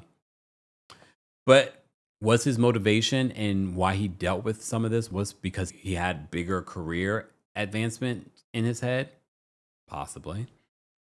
During this visit, Perry made several alcoholic beverages for himself and demanded to know why Dixon was not having sex with anyone. Perry probed further about Dixon's sex life, insisting that the two were becoming increasingly drunk and it was time to end the night. Perry then led Dixon to a guest house where a guest bedroom was. Dixon was staying there that night. Inside the guest bedroom, Perry motioned to Dixon to come see a weight monitor that he had. Perry told Dixon that for the monitor to work, Dixon would need to step on the monitor wearing only his underwear and push Dixon to try it. Dixon tried to avoid the uncomfortable situation, but decided it was better to comply and hurried to bed than to wait for the alternative at that point. After weighing himself, Dixon walked through the guest bedroom, followed by Perry, who then asked Dixon for a goodnight hug. Rather than arguing, Dixon complied, at which point Perry reached out and yanked Dixon's underwear down from behind. Perry then began to vigorously grab, grope, and play with Dixon's buttocks in a sexual manner. Dixon was naked, stunned, and seized by the tremendous fear. Dixon started to tell Perry that he did not want his underwear down, that Dixon didn't want to be naked, and that Dixon didn't want this. Dixon quickly reached to pull his underwear back up. As soon as he did, Perry grabbed Dixon's reaching arm with a tight grip and held fast. Tyler Perry told Derek Dixon to relax and just let it happen, and that Perry wasn't going to hurt Dixon. Perry continually sexually groped Dixon's buttocks. Dixon's anxiety rapidly escalated, thinking that he might soon be raped. Dixon was not sure what to do, and his breath shortened. Perry ignored Dixon's refusals and held Dixon's hand fast, preventing him from reaching for his underwear. Dixon was naked and being groped by a large, drunk, and sexually frustrated 6'5" man who had Dixon in his clutches. Dixon did not know if he was going to have to get into a physical fight, but he knew that any efforts to fight back were hopeless. Perry had armed security at his gate, was much larger than Dixon, and told Dixon that he had several GUNs in his home. Dixon was desperate for a way out and remarked that he couldn't do anything sexual because he was hungry, attempting to change the conversation. Dixon asked, "Is there any food up there or up here?" which prompted Perry to withdraw and order a pizza. Dixon, in fear of his safety, followed Perry into the main house to eat pizza. Afterwards, Dixon returned to the guest house and, unable to lock the bedroom door, locked himself in the guest house bathroom and slept on the floor. Dixon then attempted to contact some close friends about the incident. So then he would have to, if this goes to court, these people would have to testify. The following morning, Dixon realized that he had left his car keys in the main house, and upon going to retrieve them, encountered Perry. Perry told Dixon that last night's incident was why the two shouldn't drink together.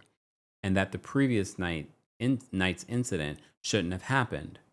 Dixon responded saying, "Oh, so that was my fault." To which Perry replied, "No, no, no, no. I'm not saying that. I'm just saying that it shouldn't have happened and I drank too much," attempting to excuse himself for grabbing Dixon's buttocks, groping Dixon, and attempting to have sex with Dixon against his will. At this point, Dixon left Perry's home uncontrollably shaking and contacted his close friends to discuss the unspeakable horror from the night before. For the next several days until June 6, 2021, Perry texted and called Dixon incessantly with messages asking Dixon to call him or answer his calls. Finally, Dixon answered, at which point Perry began to apologize, blaming the testosterone supplements he was taking at the time. Perry had confided in Dixon about these supplements in the past messages and decided to use them as a scapegoat for his actions. Dixon emphasized that he was not okay with what happened and that he had never asked Perry for anything, to which Perry replied, "I know, that's why I like you." Perry further attempted to rectify his misconduct by inviting Dixon on a yacht trip and telling Dixon that Perry was for sure going to make Dixon's pilot, the pilot of his series. Dixon realized that Perry was offering to make a lose it to effectively silence Dixon. Perry sent a text message trying to arrange for Dixon to come on his yacht with another person so that Dixon would feel more comfortable. Dixon responded that he would not board the yacht and refused Perry's invitation. After Dixon refused to go on the yacht, Perry did not text Dixon for 5 months. Sensing that Dixon was upset, Perry called Dixon once to update him that Perry was looking for a director for the pilot. During the 5-month period, Dixon was regularly in therapy. He suffered from severe depression, anxiety, stomach pains, and nausea, resulting in a new prescription for another antidepressant. Dixon was diagnosed with post-traumatic stress disorder, and his therapist recommended that he seek outpatient treatment upwards of $20,000, a price too high for Dixon at the time. During that time, and I think these are important things to note because this might come up for why he's asking for $260 million. He said the price too high for Dixon at the time. During that time, Dixon began speaking with people about the sexual assault that was assessing his rights. As soon as Perry realized that Dixon was done talking to him, Dixon got a message from Perry's fixers. Perry's fixers contacted Dixon, indicating Dixon's character on the Oval, the one who was shot, would be returning with a new storyline next season, and Dixon was receiving a graduated raise from $10,000 per episode to $16,000 per episode. That would continue to increase to the upwards of $19,000 per episode over the coming seasons. The attorney said that Christmas came early for Dixon because he was, quote, doing a good job on the Oval. Well, if he has the receipts to provide, well, this is what I was making. This is what I was making before. This is what I'm making now. That would prove some of this, but I don't see any of that shared in this lawsuit, but maybe it will in court. However, they also told Dixon that he was forbidden from letting his castmates know about the raise because nobody other than him would be receiving a similar pay increase. Here's the thing though. If you were an actor on the Oval and you're watching this or you saw some of this lawsuit, only you could corroborate some of this. You'd be like, oh, he was making that much and I was making this much and I maybe had a bigger role than he did. Maybe, but they're not going to speak up because they want to continue. Remember, a lot of the actors that work with Tyler Perry continue to work with Tyler Perry because it's so hard in Hollywood for Black actors and actresses to get work. I literally, was it Corey Hardrick, Tia Mowry's ex-husband, was talking about this as well, working with Tyler Perry and how Tyler Perry helped him in his career recently. You also keep in mind too, part of the reason why Corey and Tia broke up was because she was bringing in a lot more than he was. He wasn't necessarily bringing in the same amount that she was. All right. So he couldn't mention it to the other folks. And they said because he was doing a good job. The attorney said that the Christmas came early for Dixon because he was doing a good job on the Oval. However, they also told Dixon that he was forbidden from letting his castmates know about the raise because no one other than him would be receiving a similar pay increase. However, they also told Dixon that he was forbidden from letting his castmates know about the raids. We read that already. Lastly, the fixtures told Dixon that Perry wanted to buy the right to produce the pilot of Losing It and planned to spend up to $1 million producing the pilot. Dixon immediately knew why he was getting this raise and why the pilot was being produced. He knew he could keep the money in the job or complain about the sexual harassment, but not both.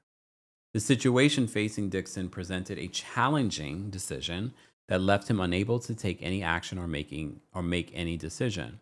The prospect of sexual assault and harassment becoming public and dealing with Perry's highly paid attorneys was daunting.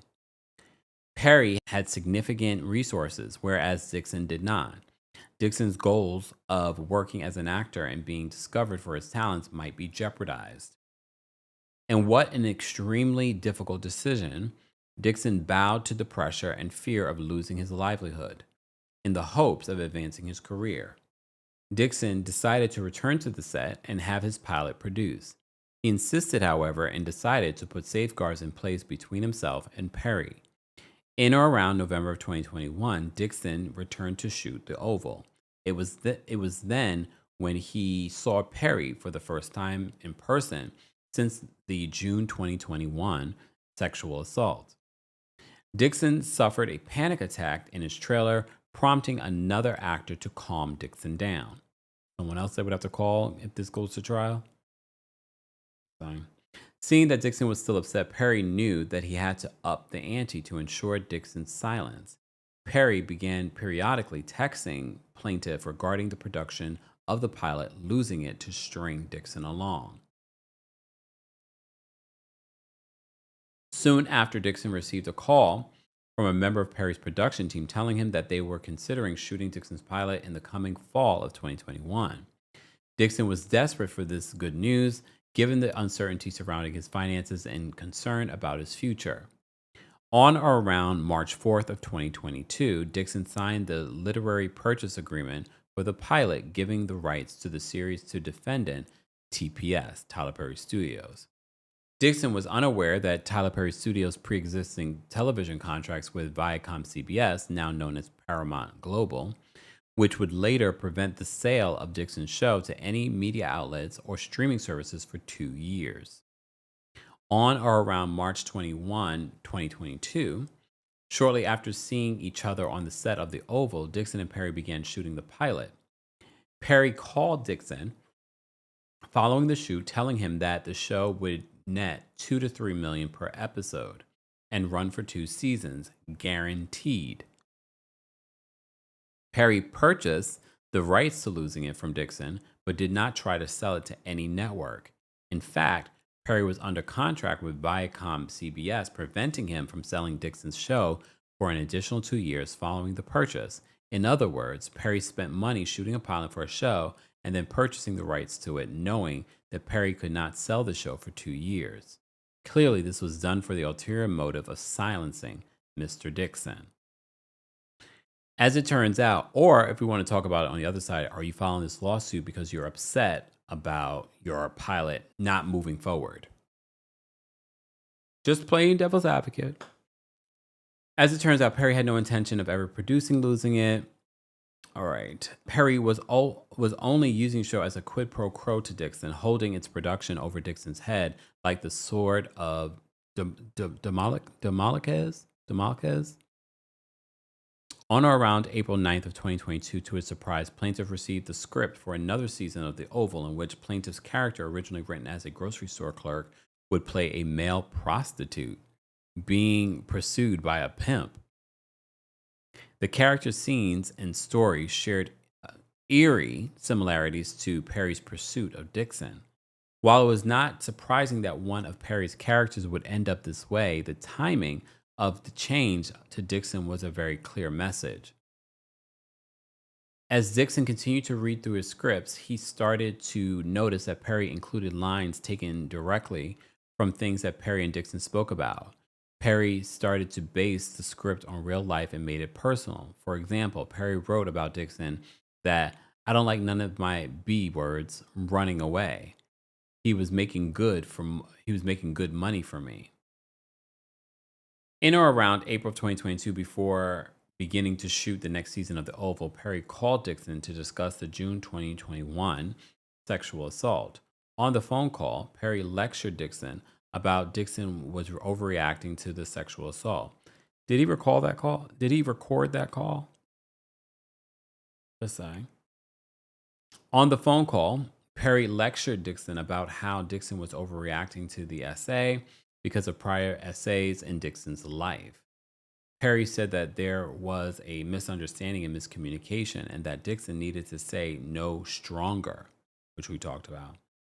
In other words, Perry blamed Dixon for the essay, claiming that Perry felt that Dixon's no was really a yes because Dixon did not say no strongly enough. So, as not to jeopardize his employment with the defendants, Perry and TPS, Dixon dismissed the conversation, especially due to the allegedly impending sale of his show to a major broadcasting company. On or around October 28th of 2022, after filming a full season of The Oval, Perry told Dixon that despite shooting the pilot, it could take a while to place,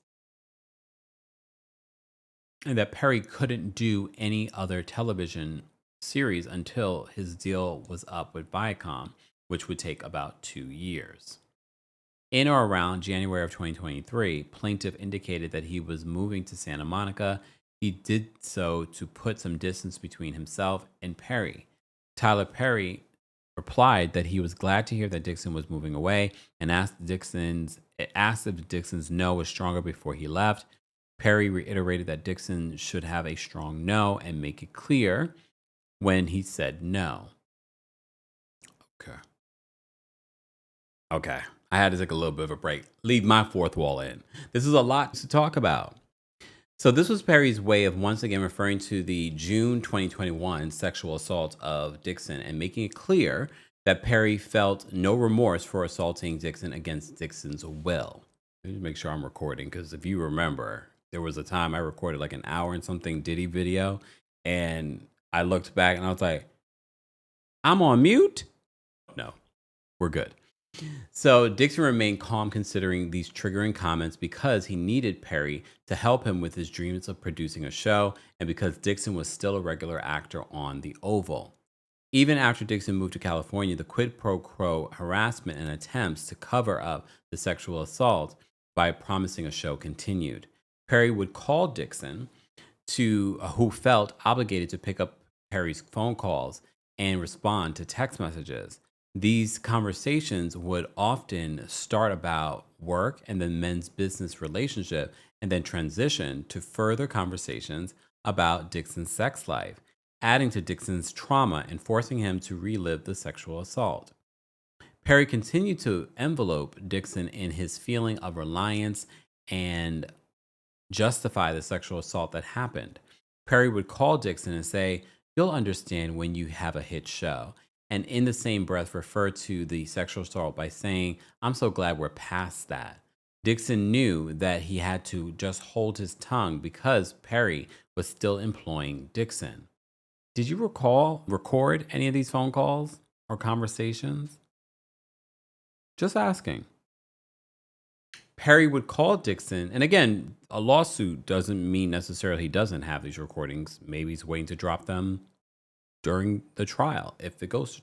Perry would call Dixon and say, "You'll understand when you have a hit show." Okay. On or around October 2023, Tyler finally contacted Dixon, indicating that he was going to be finished with his Paramount Global contract in January of 2024, and that he would be able to start working on selling Losing It.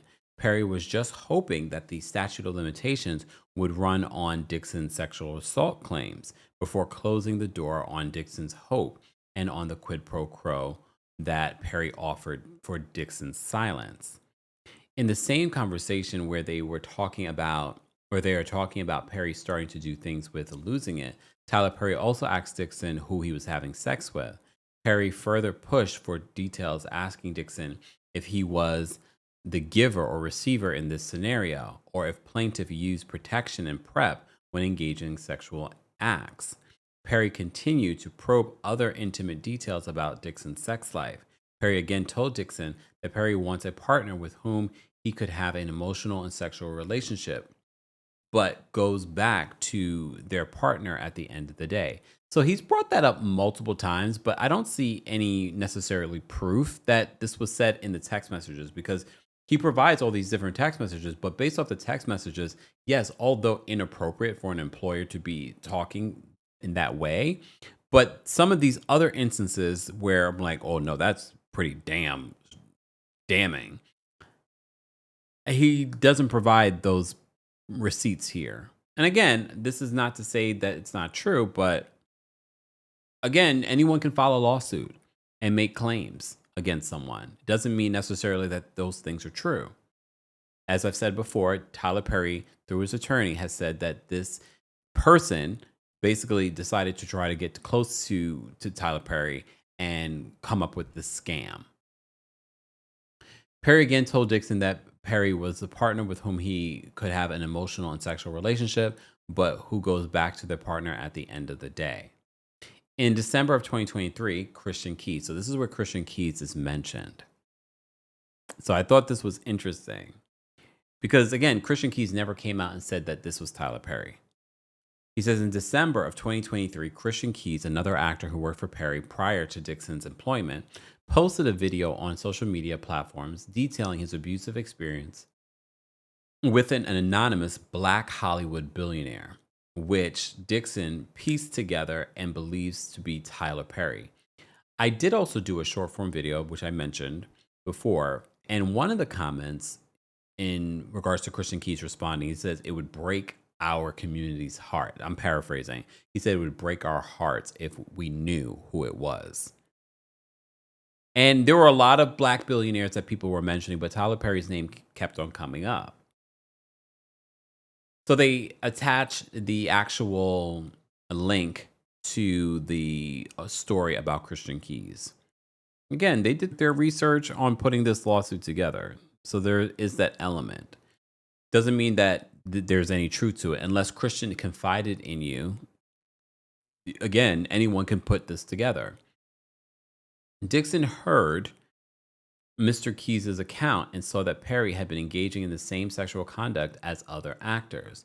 Just like the interactions described by Keys, Perry would get drunk, climb into Dixon's bed, and start fondling Dixon's buttocks. Dixon wanted to share his experiences with the media to prevent other actors from being abused at the hands of Perry. Around this time, Perry called Dixon, indicating that he really wanted to find a home for Dixon's television series, again perpetuating the quid pro quo after the sexual assault to keep Dixon and his claims at bay. Then, in January of 2024, Perry told Dixon to begin working on a pitch deck for investors for the pilot. Despite having 8 episodes written, Perry only produced 1, claiming that the president of his company, Michelle Sneed, conveniently misplaced the $1 million that they were going to use for the show. During this time, Perry further solicited Dixon's assistance with other films and projects that Tyler Perry was working on. Once again, Dixon was in a position where he could not say no. In or around March of 2024, Tyler Perry indicated to Derek Dixon that the individual who was meant to pitch the pilot became depressed and could no longer pitch the show. This was another excuse for the fact that Perry never liked the show and never intended to sell it. So in a text message exchange that they share on this page of Derek Dixon's lawsuit, Derek says to Tyler Perry, "I can call you later or tomorrow sometime." Tyler responds with a long message and says, "You have a really fresh voice and take on things. I don't know where this is going, but I laughed the entire time. I could see the world in the characters. My exclusivity ends in 30 days. I want to take losing it. He spells it losing it. Out to Amazon or Netflix after that engage their interests. But I also want to try and get you with the right people to help you make these shows work. They are not for my audience, but we need to find a home for this stuff. I don't want to miss another Schitt's Creek. Oh, I wonder, did he have access to Schitt's Creek before it went to Netflix? Is that T? You know that Eugene bought, oh, he says it here. You know that Eugene bought that to me first, but I didn't get it. You, sir. Come on. So Amon gets here tomorrow, so he's got my full attention. I'll be trapped until the day after Christmas, so let's talk then. Then Derek responds, "Wow, wow, I was worried you even like it because it's a weird concept, so thank you."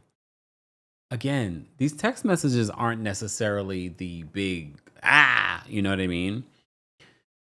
Then in January of 2024, Perry told Dixon to begin working on pitch deck. Okay, we read that.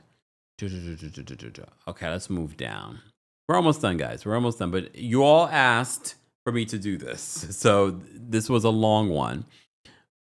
Okay, so Dixon did not get angry and allowed Perry more time to figure things out for the show. Mistakenly sensing that Dixon had forgiven him, Perry started back up with the harassment. Perry continued to harass Dixon, who was still working on the Oval and who was still waiting eagerly for Perry to sell losing it. Perry would tell Dixon that he loved Dixon and that Dixon should be living his life and that Dixon should be having sex more. Perry even indicated that he would send Dixon's show to Peter Freilander at Netflix, but all this was just an attempt to remind Dixon of the sword, blah, blah, blah, hanging over his neck. Later, Perry told Dixon that Netflix turned the show down. Dixon was never contacted by any individuals from Netflix regarding the show, and no sale ever materialized.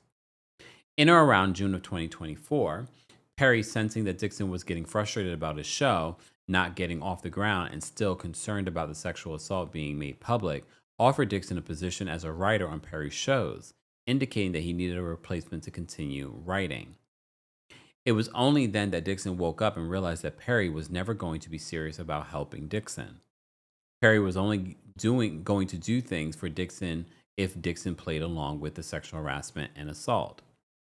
Perry was only interested in preventing Dixon from exposing the dark side of Tyler Perry.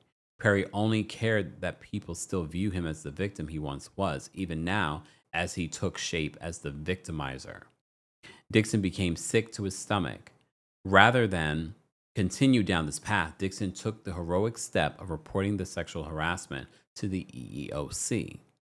After reporting the sexual harassment, defendants did not make any investigation into the complaint and did not take any steps to prevent further harassment from occurring.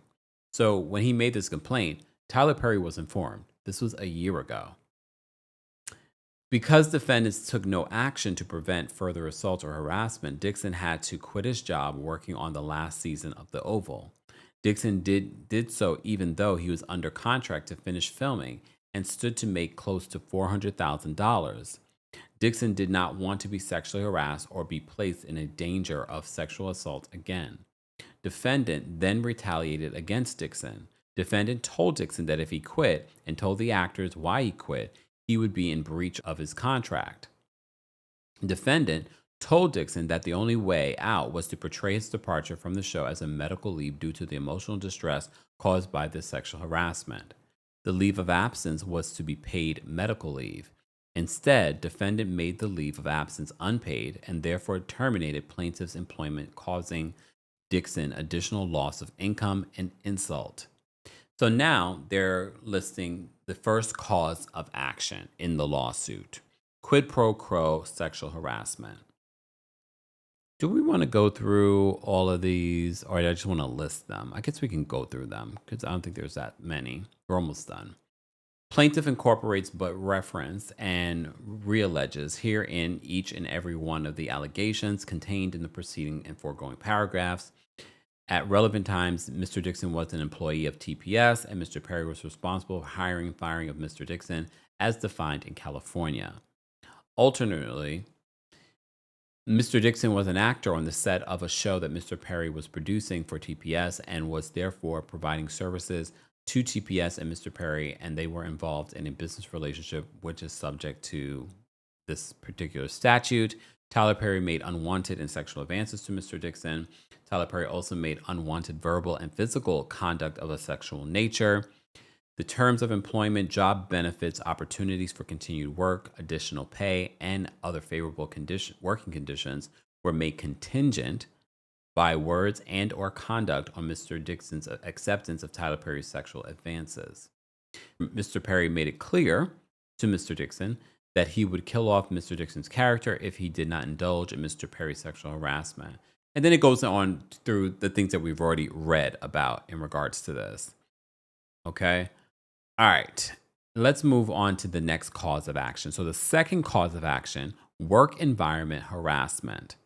So they list some of the reasons here.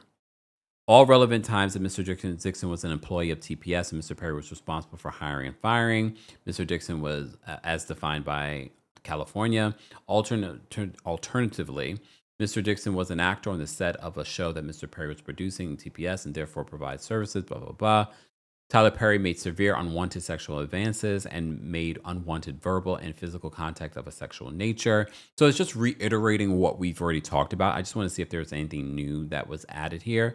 They've listed multiple things under this cause of action. A reasonable person in Mr. Dixon's circumstances would have considered the work environment to be hostile, intimidating, offensive, oppressive, or abusive. Mr. Dixon's circumstances considered the work environment to hostile, intimidating. Again, it reiterates that.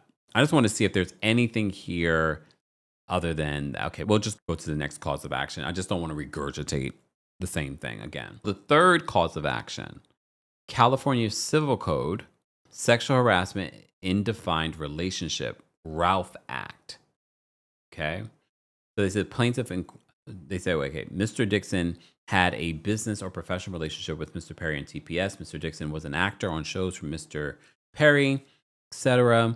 Then they can go through. Additionally, TPS and Perry held themselves out as being able to help Mr. Dixon establish a business relationship with movie studios and other film production companies. Tyler Perry, the owner of TPS, made sexual advances, solicitations, sexual requests. Okay, defendants Tyler Perry and TPS through Perry also engaged in other verbal, visual, and physical conduct of a sexual nature. So it's just reiterating some of the same things under each cause of action, but they're saying that these are the causes for action. So, fourth cause of action, workplace gender violence in violation of California Civic Code, et cetera, et cetera. They reiterate the California Civil Code section. They said any person who has been subjected to gender violence may bring a civil action for damages against any responsible party. The plaintiff may seek actual damages, compensatory damages, punitive damages, injunctive relief, any combination of those, or any other appropriate relief. A prevailing plaintiff may also be awarded attorney's fees and costs. For purposes of this section, gender violence is a form of sex discrimination and means any of the following: one or more acts that could constitute a criminal offense under the state law that has an element that the use, attempted use, or threatened use of physical force against the person or property of another, committed at least in part based on the gender of the victim, whether or not those acts have resulted in criminal complaints, charges, prosecution, or conviction. Then it says physical intrusion or physical invasion of a sexual nature under coercion conditions.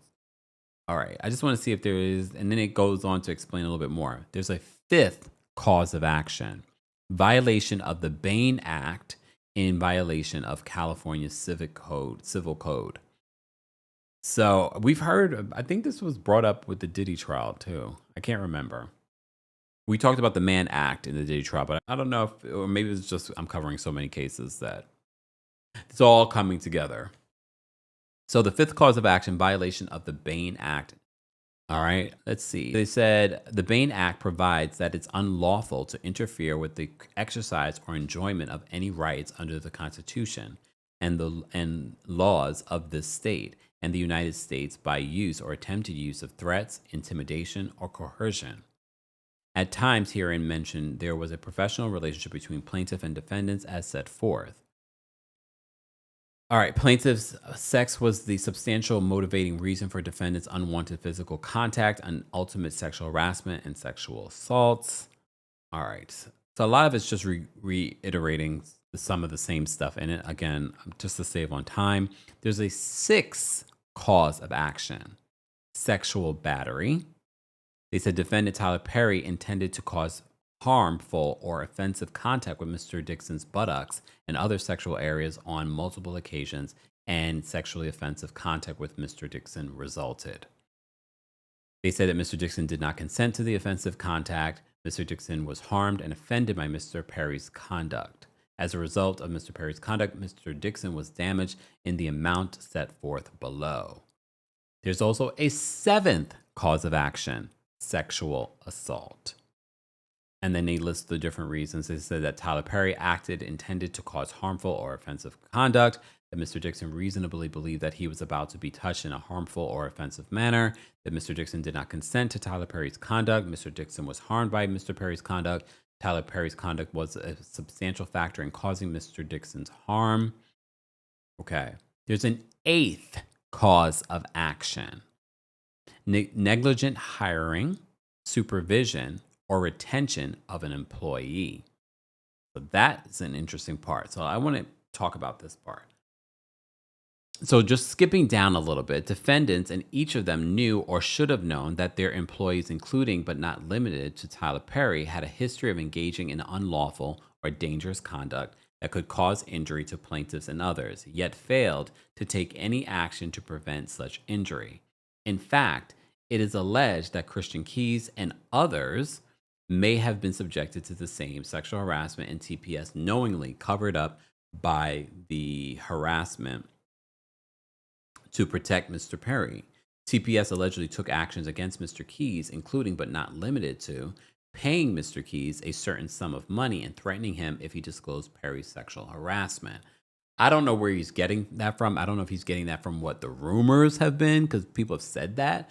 I don't know if there's any truth to that. But usually if there's any sort of settlement, there are NDAs. So Christian Keys is not going to be able to talk about it. And I haven't seen Christian Keys address this since. They said at all relevant times, defendants and each of them and their managerial employees or agents knew or reasonably should have known that the conduct and omissions alleged herein violated plaintiff's rights under state statutes and common law. So this is more so when it comes to Tyler Perry Studios. We have to remember Tyler Perry is a person, but then we're talking about an employee. We're talking about his studio, his company is also being sued here by a former employee. Okay, there's a ninth cause of action: intentional infliction of emotional distress. Again, all these cause of actions, all I hear now is like, that's all I'm hearing. Intentional infliction of emotional distress. They said defendant conspired to and did engage in conduct that was extreme and outrageous and intentionally caused severe emotional distress to plaintiff. Defendant's conduct exceeded all possible and bounds of decency. Defendant acted with intent and knowledge that plaintiff suffered emotional distress due to their inexcusable and outrageous conduct. Defendant's conduct caused plaintiff to suffer severe mental and emotional distress, pain and suffering, mental anguish, and loss of enjoyment of life.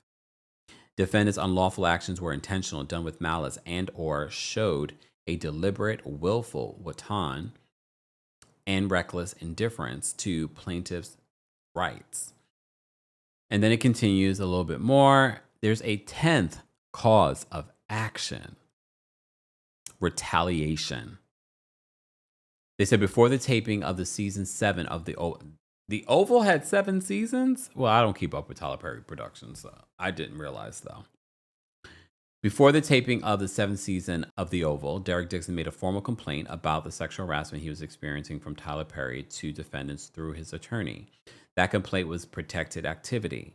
After reporting the sexual harassment, defendant did not make any investigation into the complaint and did not take any steps to prevent further harassment from occurring.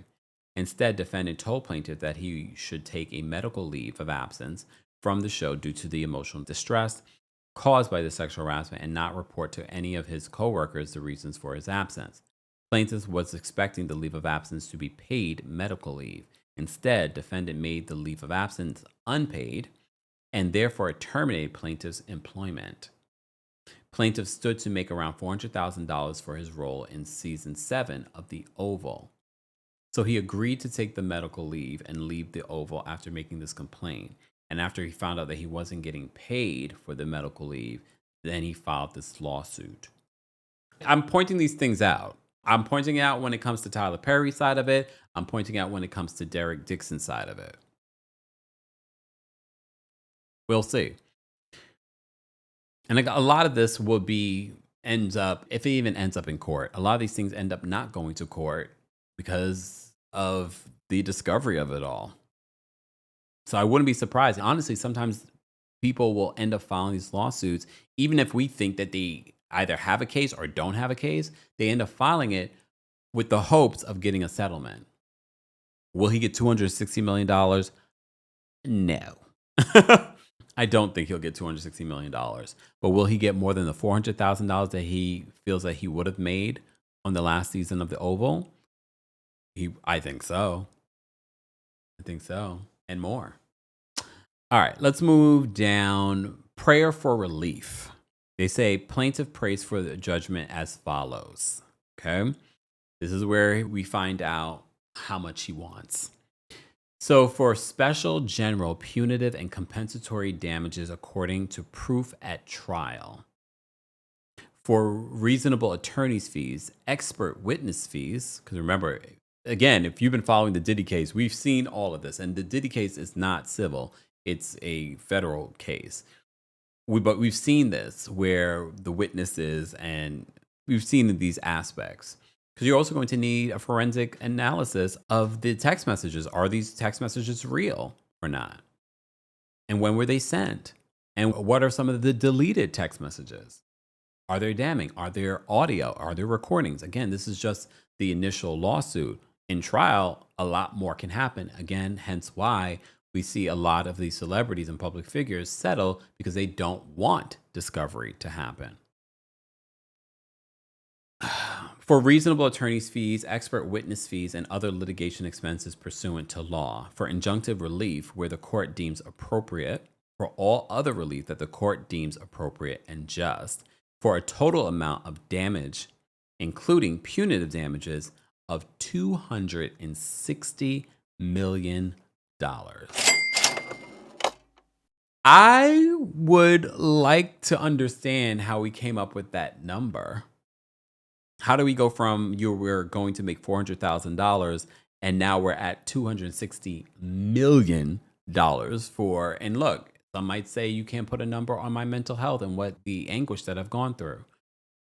But look, we saw what Cassie got in her lawsuit. She got 20 million. But again, he's probably shooting high so that he could end up maybe walking away with 20 million or maybe 10 million or a couple of million. For some people that are suing, they shoot high in order to see where they can go. But if this does go to trial, you just never know. You never know what's going to come out. You never know what a jury is going to agree upon when it comes to damages.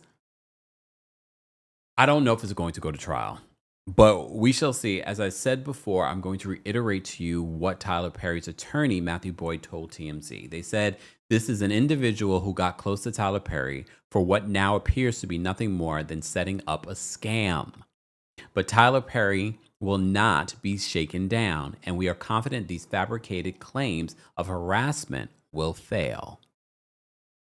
So this was a long one for us, guys, but you guys asked me, and maybe we'll do this again when it's interesting enough. And then look, I'm obsessed with the legal analysis lately, but here's your weekend update. You won't be getting a weekend update because I am talked out. I'm talked out when it comes to this story in this case. I want to hear your thoughts and opinions, as always, in the comment section. Don't forget, you can hear an audio version of our video on the Kempire podcast. While you're there, do me a favor and give us a 5-star review on Apple Podcasts and on Spotify. And do me a favor, we're still trying to raise money for the center. When we talk about people abused, people that don't have resources, people, especially within the LGBT community, the center is providing those resources here in New York City for our community. Help us raise our $3,000. We are so close. If you haven't donated, or if you can't donate, share this video, share a video, and let people know to donate. 100% of your donation goes to the organization from YouTube Giving. As well, don't forget the Kempire After Dark, the villain era, is coming to a city near you. First up, we're coming to Philadelphia at the City Winery there on July 10th. Then we'll be in Atlanta City Winery on August 5th. And then we're back in DC at Union Stage on August 22nd. And then lastly, we'll be here in New York City on September 12th at the Green Room 42. All the shows have meet and greets, but the New York City show has a live stream option. So even if you're coming to the other cities, or if you don't live in New York, or you can't be at the show, you can get a live stream option. So people can watch this from around the world, and you get to keep that show for about a week. So it's worth it. It's a night of hot topics. We'll talk about Real Housewives of Atlanta, Real Housewives of Miami. We'll talk about what's happening in the news. We'll talk about the Diddy case. We'll talk about this Tyler Perry case. We'll talk about it all. Stay tuned. More information on that, my skincare routine, our Juneteenth and Pride merch, everything will be available in the description. As always, thank you to our subscribers, thank you to our channel members, and thank you to our King's Guards holding us down in the live chats and in the comment section. We appreciate you guys, and if you haven't subscribed, get subscribed today. Turn on your notifications so you don't miss out when we go live, when we upload, or when anything is posted. Thank you all for being here, and of course, thank you so much for watching and for listening. Here we go now.